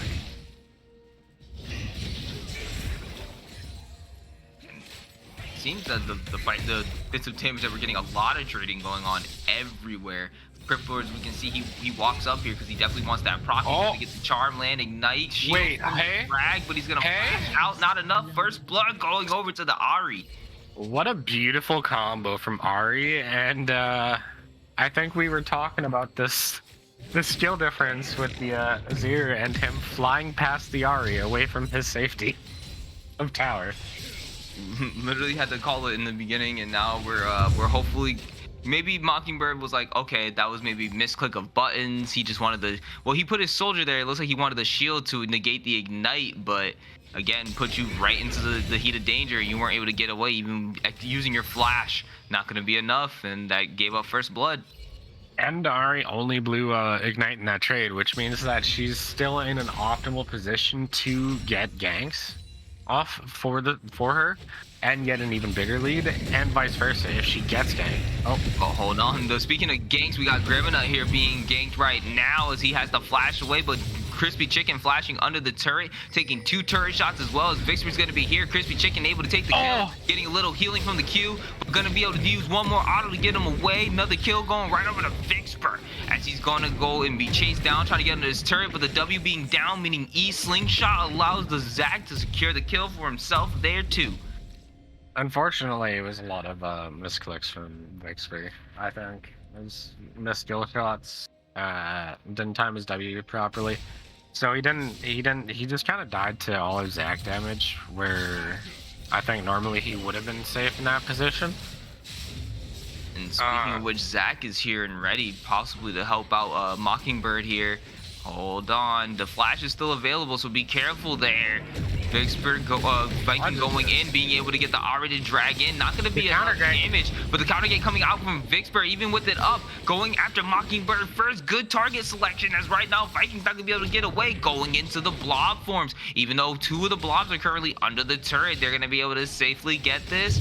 One more trying to get there, but not going to be enough as Vixper now gets another kill for himself. 3-1-0 on this Poppy. Great counter gank right there to really turn that around. I definitely would have liked to see that a little bit more on Ahri. Ooh, a lot of damage coming from Crispy Chicken here. Gonna have to try to run away, Grimmina, but I don't think you get away. This Darius definitely doing a lot. Once that comes out, going ahead. Nice solo kill up there. 2-1-1 on Darius. Unfortunately, he didn't take teleport either, so he's going to miss out on probably a lot if Crispy Chicken slow shoves rather than hard shoving. And it looks like he's hard shoving. Oh, hold on. Charmed up. We're going to go ahead and go right back into the safety. Shield being able to negate that electrocute damage in the mid lane, but Crippler is still looking really good here and seeming really confident on this Ahri. I gotta say, like, we were talking about, like, how the different compositions and how they're picked and how, I can't remember their team name, Donger Squad's comp, like, really doesn't cohesion. It's starting to show a little bit. Ooh, I thought he was going to try to go for the shuffle there, especially since right now Zac is here engaging, but the ult being used by the Ahri to help dodge away some of the skill shots. Snared down for the Donger Mont Blanc here, but not going to really do anything as he's under the safety of his turret, rooted down once again, but again, they can't really do much here in the bot lane. But that mid lane gank right there by Viking, unfortunately missing the skill shots there because of the Ahri ultimate being able to help her out dodge. But also, it looked like I thought he was trying to go for the shuffle, which is very interesting that he didn't like try to do anything, but he wasn't close enough, it seems. I'm really excited to see if they fight for this first dragon. It's been up for a little bit, and it looks like Titan Mox might actually be setting up some vision behind it. It just seems like they want to get the vision. I'm not sure if they really are trying to prioritize the Drake right now. It just seems like they don't feel like they have an advantage enough to be able to go after that, as Vintage pushes in and is able to drop a lot of damage down onto him, but now a little bit more damage coming down from the MF2 and auto and a Q, being able to bring the Seraphine down to 75 HP, but not knowing that they also have more members down here, as Criplord and Vixper are both on the bot side, and it's looking like they're finally going after that Drake. But while the Drake is being taken, we're seeing a lot coming out from Crispy Chicken as the 1v1 is being done on the top side. Dunk onto him, Crispy Chicken with that Darius 3-1-1 and taking another solo kill for himself. Unfortunately, like I said, Crispy is his main is Darius, and he knows how to fight these guys, right? And unfortunately, too, I think Garen is just too far behind in order Hold to on, actually we have step an up like invaded to that. the top side jungle, and it's double kill going over to Zaya. I thought they were going to try to go for a tower dive, but Vicksburg and them invading into the jungle, immediately being dropped on, shut down though, going on to onto SB Viking on from the Poppy as it goes down, but Crippler able to take another kill onto him as the flash away was used improperly by the Zac and definitely put him into a miss spot. Yeah, I think the side of Time Mox is just setting up just a better map state at the moment and following through with it. They're definitely doing very well. Unfortunately, IBGen is staying a little bit too long once again, greeting for the wave. Surprisingly, does not get run down as hard as I thought he was going to. Maybe MF not feeling like they have the ability to do so, but I mean, a Dirk would definitely drop a lot of damage onto her. What's going on the Zaya inventory? Very good question. I guess he's stuck with the B Greaves instead of the Merc Treads, and gave up his Kraken Slayer for it. I'm a little confused. Yeah, I don't know. It's like poking coming out from Mockingbird. It's good, but is it enough? I'm not sure. Honestly, I think I kind of would have rather seen Mockingbird probably go for the electrocute here over the Conqueror. Like, it doesn't feel like he stacks up the damage just enough, fast enough where the Ahri does literally just eviscerates him and then leaves. Like, does this poke combo, leave. You don't really get the trade back and get the Conqueror procs like you want to. It is better in the late game. What's the score for games? It is 1-0 on the side of Donger Squad. I think it's more of a heal type angle. It could be, for sure. I just gotta say, I don't think I like these here in the comp. Or it has good utility and stuff, it's lacking in so many areas where the comp that they don't need, you know? Exactly, and even though the Poppy Ultimate was used to get the Braum out of the way here, going right over the wall, Seraphine was almost able to snare one of them down and possibly trap them behind them and be able to secure a kill, but looks like they're able to actually get that out of there while also getting the Poppy all away from them. So good job on the side of Donger Squad being able to get that return for themselves and maybe might be able to make something happen or at least get one of them, like a laner, some extra gold or a head elsewhere. I do like the way that they actually all rotated up for the Rift. I'm not sure if it was the right play where they should just be playing on bot side with their lead. Ended up seeing Zac there because he's backing up very, very far, but I don't think he's going to be able to live as those bleed procs, they do so much damage, killing spree for the Darius. Zac was up there for no reason. I'm surprised he's not just, he is dropping the Rift Herald up here. Good job on him, knowing that there's no TP. The Garen's not going to be up for a while. This is going to be a lot of damage, and that's a lot more gold going into this Darius's pocket. Actually, right now, I think that's a pretty big win condition in that top side right now. I think that's their only win condition right now, is that Darius being massive. I think off this back, he has his Stridebreaker or Trinity Force. Hold on, I don't think Mockingbird knows that Vicksburg's here. He's playing it a little bit safe, but I don't know if he actually knows that he's there. Oh, hold on, Vikings here. Oh, missing that slingshot, that Q again. Not being able to get this, getting the skill shot, but being able to stick on top of T1 IB. Here comes Poppy. Vicksburg once again is here to save him, but you know what? The Zac's not worried as he does have the second life button, channeling over the E slingshot to get himself away. Don't think you really want to stay here though, Viking, as Vicksburg and them are all going to come down. You do have Mockingbird here, but you don't have the rotation from your bot lane, and so you do have the jungle mid lane of the enemy team collapsing onto you, even though you have your mid laner here. And now we do have Covert Panda here. The shuffle.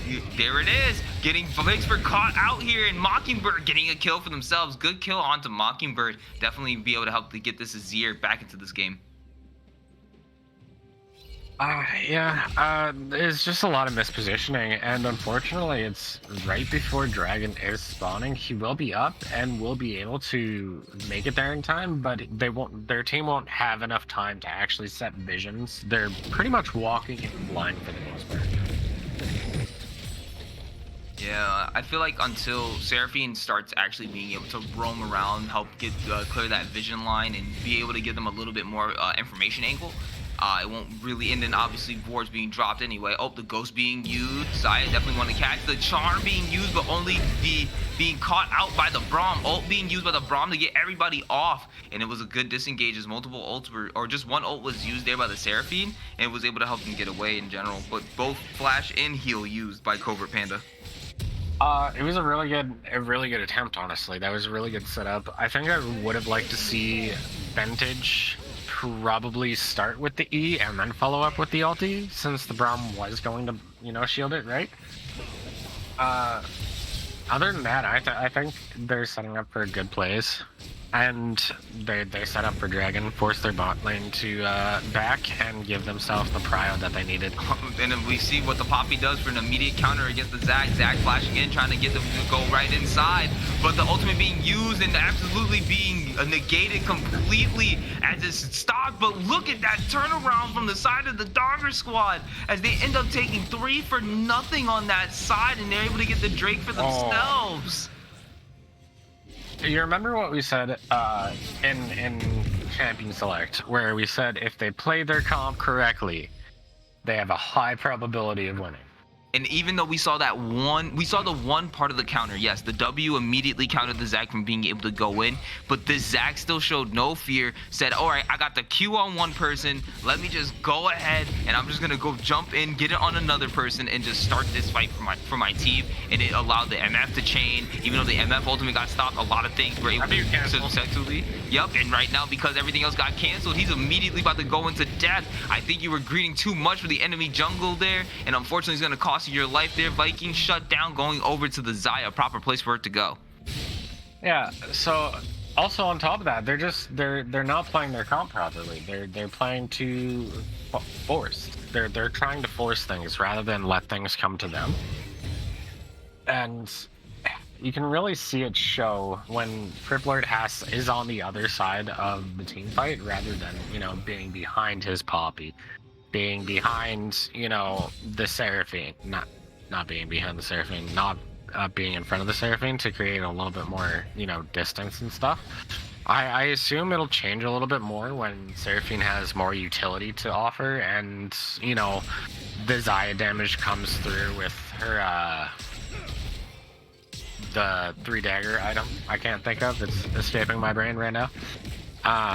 Navori quickly. Oh, yeah, that should be coming up next, actually. That's what's building into, especially with the call finish. Just sell off that call, get a little bit of extra gold, and then that should be enough. But I think the turret is definitely going to end up going down in this bot side from them. Yep, so blue Donger Spawn ends up securing that turret, and they're still definitely ahead in this game. Unfortunately, Gramina, with a lot of the gold that he gave up to the top side, which it's just the Darius just is feeling himself at this point. I think right now it just seems like Garen just needs to be left alone and try to get something back into this game for himself.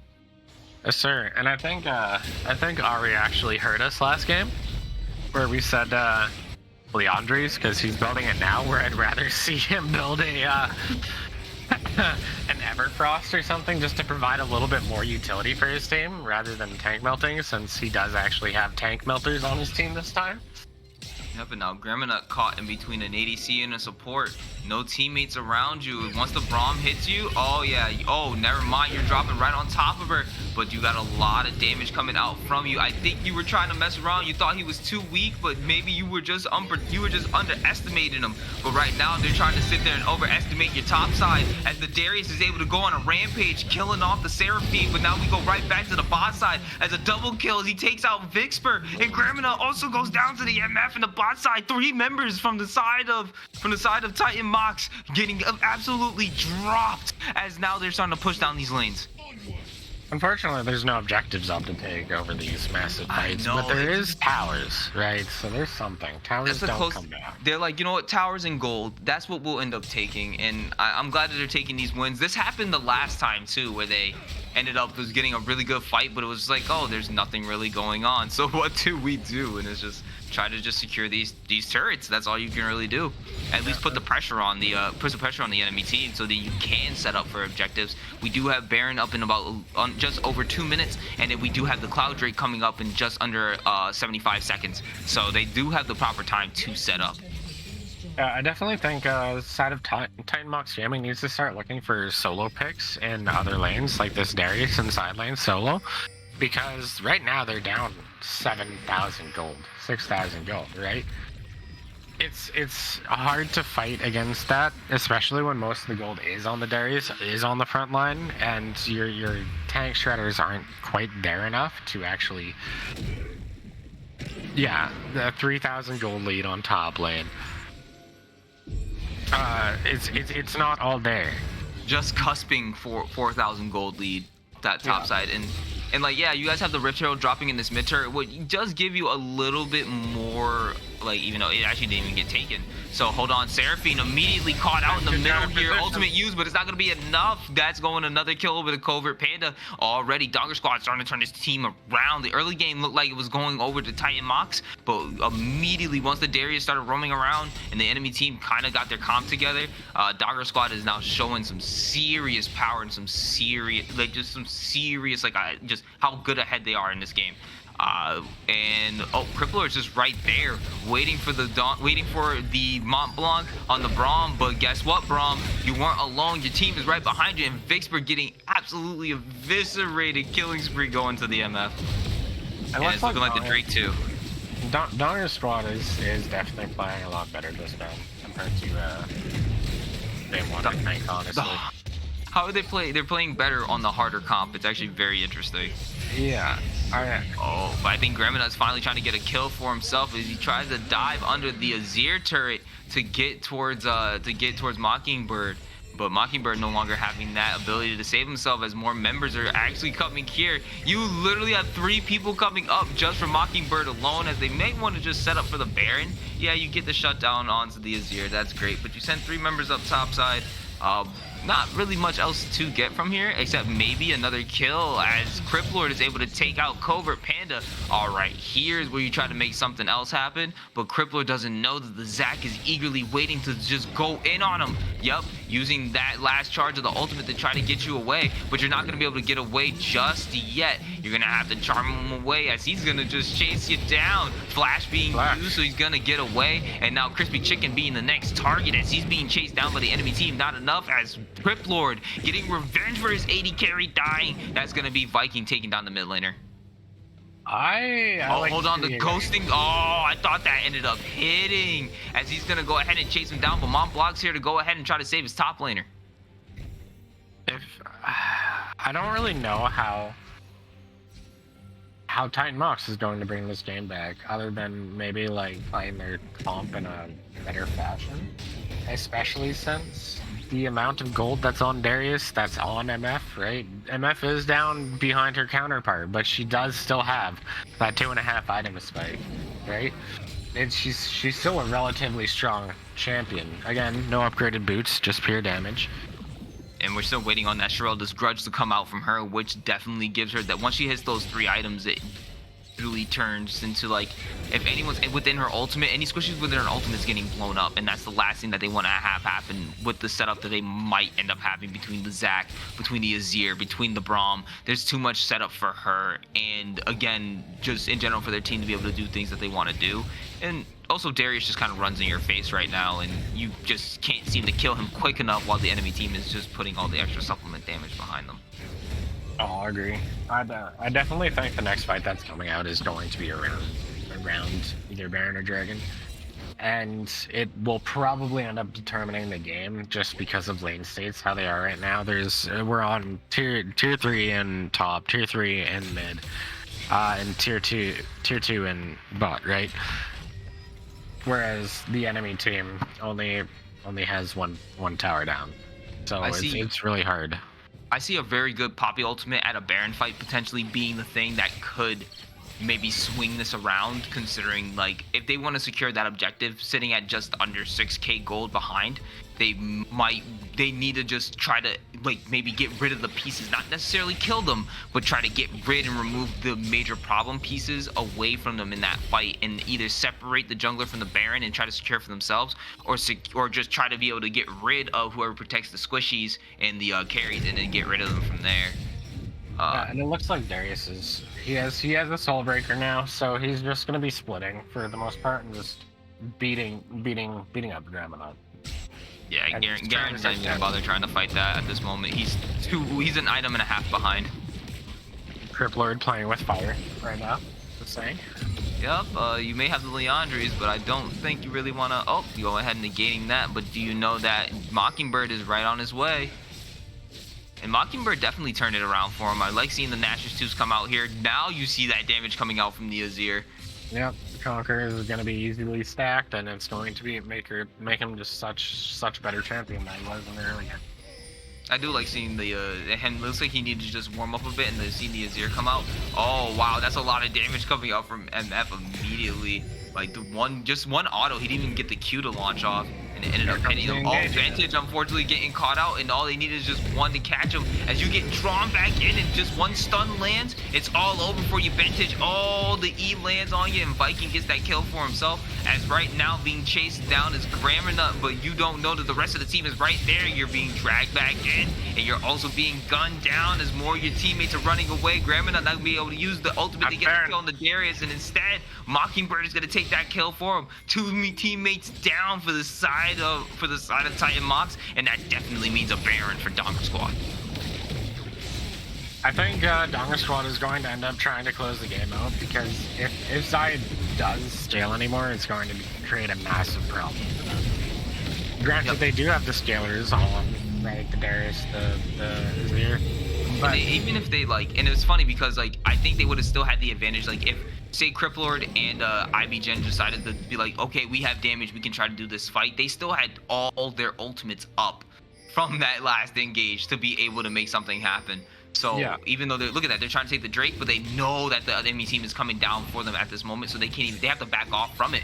They don't think they're strong enough, and we're gonna see that right now as Criplord is right now being chased down, having the ult having to be used to get away. Criplord using it to run down. A Serena Shuffle got on at 3, and that's just gonna be a massive team fight. It's 2 go down. Zaya taking out the NF, but it's still not gonna mean anything. As Ivy Jin getting a double kill for himself, but it's just gonna end up being his death. As finally Gramina is able to get himself on the board as he's 1-6-1. But Darius going in the mid lane, gonna have to try to stop him. 3 for 4. Even though it's 3 for 4, the Drake going over to Donger Squad, and you still have the Darius with this Baron as he's pushing in for this inhib. And he's definitely not afraid of this Garen. I'll tell you that. The sad part is they still lost that fight, even though it was a 4v5. Yeah, so they can tell you where this game is currently going. Yeah, and they just stacked another Cloud Dragon on top of it, and an inhib to apply more pressure, with Baron being down, and them still having Baron. They can easily do a 1-4 split again, cause the same thing, and just give more advantages to their Darius. And especially since he wants to be split anyways with that Hull Breaker, trying to take away as much of the enemy jungle as possible, so they have no way of easily getting any gold and getting themselves immediately back into the game. Smart thing to do for themselves. Zaya did pick up a good hefty amount of gold in that last fight, though. I gotta give it to that. Yeah, that double kill definitely gave her something. She finished her Lord Dominix and picked up another piece of crit just to do even more damage to the Zac and Darius if they ever poke their head around it, right? If Ivy Jin gets a really good angle, that's going to be a really damn good fight. I think they want to actually try to focus down the Zaya even before the Ahri that's there. Oh, 100%. Ahri is just way too elusive, I think, and she's only sitting on one item because she built that proto hex belt item, and then went into Seekers into Zanya's. Lord's gonna get caught out on his own right now as we see the Zac getting flashes in to get the pull. The ult coming out from the Zac as the ultimate comes out from Seraphine, but Zaya not gonna be able to protect himself, and it goes down. The Q coming out as Criplord is gonna be trying to get away, but the Poppy gonna have to sacrifice his life as it goes down to the MF ultimate. That's 2 members down for nothing as the Azir turret is being dropped down and more of those minions are now barreling down the mid lane. They're transitioning topside as 4 members go up top, 1 member being bot, and they're just trying to really push out to end this game, it seems. They don't want to they don't want to hang on to any more chance of Xayah coming back and being a massive threat to them on this team. 20 seconds on death timer. Sorry, 15 seconds now. Yep, so they're not going to push for the end of the game, but they're definitely going to try to put more damage on the base. All inhibs, I assume. At least topside. Grandma can't fight Darius at all. Like, Darius could easily just tank that tower and take it for free. Oh yeah, most definitely. But now we have 4 members up on the top side. This is a very big fight that we might not want to have happen right now, especially after just Mockingbird still has shuffle. Yep, there goes the shuffle. There goes the shuffle being dropped, and now that it's dropped, they don't have any more protection. Cripple is able to take down Mockingbird, but now the MF is going to be able to take down Vixper. Going into the blobs, not going to be able to be enough. As shut down, going over to Criplord as he's able to take down the Zac. But look at this Darius right now, filling himself as he tries to go right on top. 5 stacks immediately, getting dunked on, finally shut down by the Xayah, but Xayah getting taken out by the bleed procs themselves. Wow, and Gremlin nearly getting taken down too. Crispy could have killed T for sure if he actually dunked. I feel like that's a little bit of a misplay on him, but it's not like it matters. He still achieved what he went for. Exactly. Titan Mox is just being slowly pushed out bit by bit, and it's unfortunate to see, but it's just the way it happens. I think still they're probably like, again, Xayah still is, it just hurts. Like she definitely does a lot of damage here, and I feel like they know that. So if you're not protecting at this point, they should be kind of like playing more protect the president, I feel, and just be like, yeah, Xayah's our damage. We got to just make sure that nothing happens here. Like Crippler is definitely doing a lot, but it's just the sheer numbers coming out from Xayah on the side of Titan Mox. Yeah, and that's unfortunately something that happens when you put a lot of your salary into just one role. You're putting way too much of a burden on that person. Yes, they're better than the average person, but like at the same time, League of Legends is a team game. And if you're not playing to your win cons, are you really playing for your team in general? You know what I mean?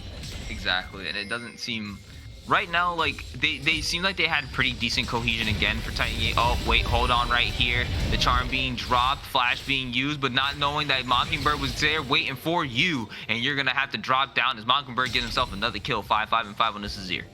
And Tage being picked off again. Right before the Baron too. 17 seconds on it. Yeah, it's a free Baron for sure. Donger Squad already has all of the vision set. They see every part of the jungle where they can come the Shurima Shuffle being used to drop back Vixper as he tries to go in. Mockingbird gonna end up giving up his life to the Xayah, but Vixper giving up his life to the MF as the 80 carries is starting to go insane and Xayah gets another kill for themselves, but getting CC'd and everything. Might be able to take down Mockingbird, or not Mockingbird, but you end up taking down Mont Blanc. And Mont Blanc getting taken down there as Darius is just going ahead and getting a double kill within their base. Bentage being the only one still alive for the enemy team right now. I don't know of a support could really take on this fed old Darius.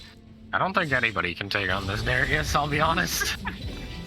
At this point, he's like, oh, why is that pull missed so much today? Jeez. That one was a little distance. The other ones were a little bit sussy, though. I love to see Crispy checking in this, like, massive advantage spot. You know, like, he should have been in that position last game, I feel like. There's a reason why we don't give Crispy his Darius, and this is exactly it right here. Like, even the last game where entire game. Exactly, like last game he wasn't even much of a factor, but like it still was just like, okay, the Darius wasn't just like, oh, he's useless. It's just like he's just not the biggest factor in the game. This time around, he's just making an absolute difference in for what he's doing. And wow, look at this insane tank fight going on as SP Viking is just sitting here taking on, well, now getting eviscerated as he was able to take down Vixper, or not take down Vixper, but he was taking down Vixper, but they end up getting the Baron up on the top side for that. We're still sitting at a 10,000 gold lead. Sorry. Jeez, man. I just literally, I don't even know. Like, at this point, it's all about who's gonna close the game, and I think it's really their game to lose at this point. Like, you have all 3 inhibs. They're literally just sitting on their Nexus turrets. You probably just need to barrel down one of the lanes and then just basically for just try to sure. take down their base. Yeah. Especially with them having Baron in this position, yeah, it's not on SP Viking, but the only person that actually it needs to be on in a side lane would be Crispy Chicken. And how are you going to stop Crispy Chicken without Xayah? Right, which then forces Xayah to go elsewhere, and then you can just let the team push in, but then you have to try to answer. There's too many splitting decisions right now that Titan Mox would have to end up making.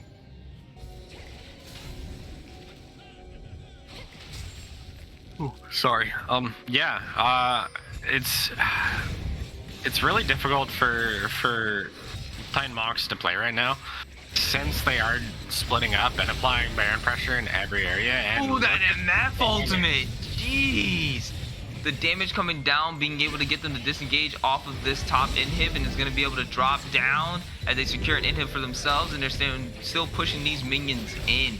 It looks like Mockingbird trying to look for a really good shuffle, but the Xayah just shredding these waves, looking like a sieve right now. As Viking goes in and is able to get the Q onto him and drag him back in, but the pull's not going to be enough, but it does manage to take it up to get the turret down. W going to be used to negate the E, and to shut down the MF is able to take down Xayah. Now, this team being right now a 4v5, that's a 2, and now it's a 3v5, as there's a double kill going over to the MF. We see now finally getting taken down, the Nexus, as long as more kills pass and the kill count, and we see this game going over to Donger Squad. Win 2-0. I love to see it. Crispy literally played out of his mind. I'm not gonna lie, I had the faith for the 2-0. Like for the I honestly was expecting like another game to go. I was expecting the 1-1 after this one. I was too. Just from draft, but I mean, if you look at the damage charts right there, Xayah 40,000, the rest of his team nothing. And then on the side of Donger Squad, it's 30,000, 24,000, 26,000, 22,000, and then Braum. just the CC. It's just a little lacking. Like no other lane got really ahead besides Criplord, who played really well. Don't get me wrong, but unfortunately, Graminut got destroyed by Crispy, and Vixper just got out jungled a little bit. And I'm surprised to see that it did turn out this way through draft. I feel like if they just played a little bit better to their comp, it would have been a lot more worth it, especially with their gold value, their salary value, just being on IBGen, being on the Xayah, who's so good at like peel fighting with feathers and just like consistent damage, but it just never really sort of took off for them, I guess. And it definitely showed as the game started to go on. We saw that it definitely seemed like IBGen was just trying to keep, like, you know, they were able to keep their head the whole time, and was like, oh, I know that I can do this. But it just, unfortunately, the other pieces around them, like you said, like seeing all that damage factor just being put mostly on just the Xayah. Like Xayah is one of the few champions that you can definitely see like single-handedly carry team fights and carry games the way they do when they're played properly. But it just with just this particular team, I guess it just didn't really work out too well because you didn't have as much supplemental damage coming out from other teammates. Yeah, I'm really excited to see what if Titan Box Gaming can shore up their differences in next week and start to play a little bit more cohesive in terms of just how they play comps. I think if they do that, I feel like they'll be in a lot better position. But for now, I got to give it to Dong Squad and like actually just playing a little bit more mechanically hard champions and actually pulling through and showing their prowess, especially Crispy Chicken, who, by the way, I'm definitely giving him MVP.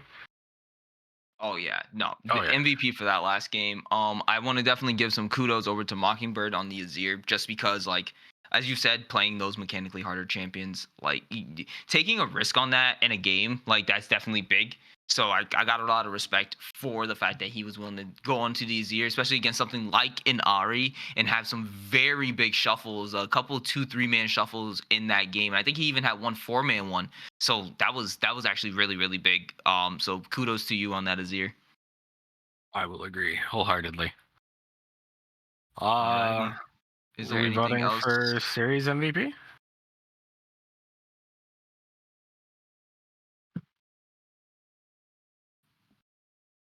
Oh, I don't know. I don't think Yeah, so, but I can get that up. oh, okay, there we go. Ah, do we not do series MVPs and then we do an interview? I thought that's how we did things. If people want to actually be Do interviewed. we need a vote? I mean, do we? I mean, I think that last game, top lane. Some people are saying give it little to bit. Crispy. I'm like, cause SP Viking definitely earned it in the first game, and Crispy earned it the second game. So like, But Viking was definitely still having the same amount of like presence. Like Viking was consistent between both games.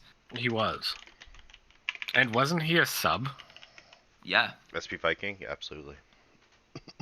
That's kind of insane. Someone pick this man up. Yeah, actually, you guys might want to. What's it? Can someone confirm his salary real quick? You might be looking at a new jungler. It was spicy for sure.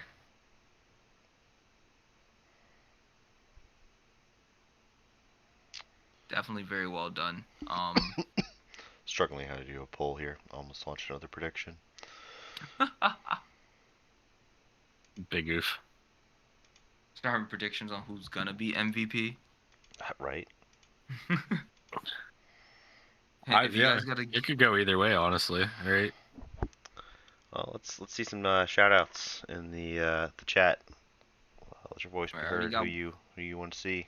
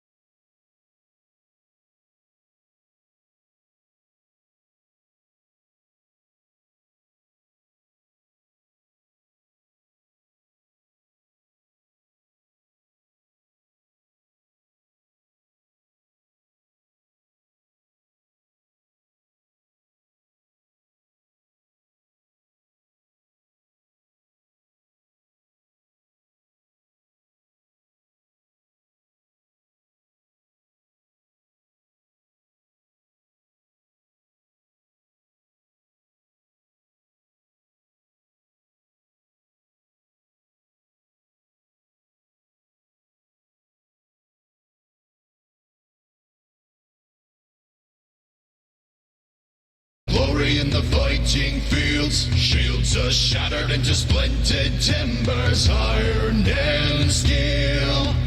Fires are rising and the bells are ringing. Glory, take us into Odin's halls. Golden glimmer and the sound of singing. Asgard's call. The echoes of eternity. Valhalla calling me. To pluck the strings of destiny. Valhalla calling me. Valhalla calling me.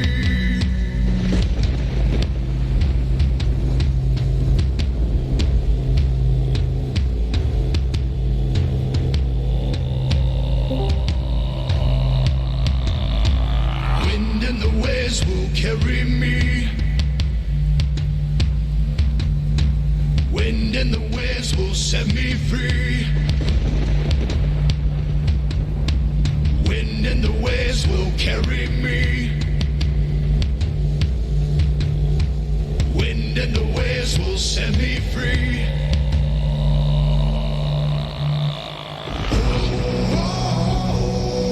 The echoes of eternity.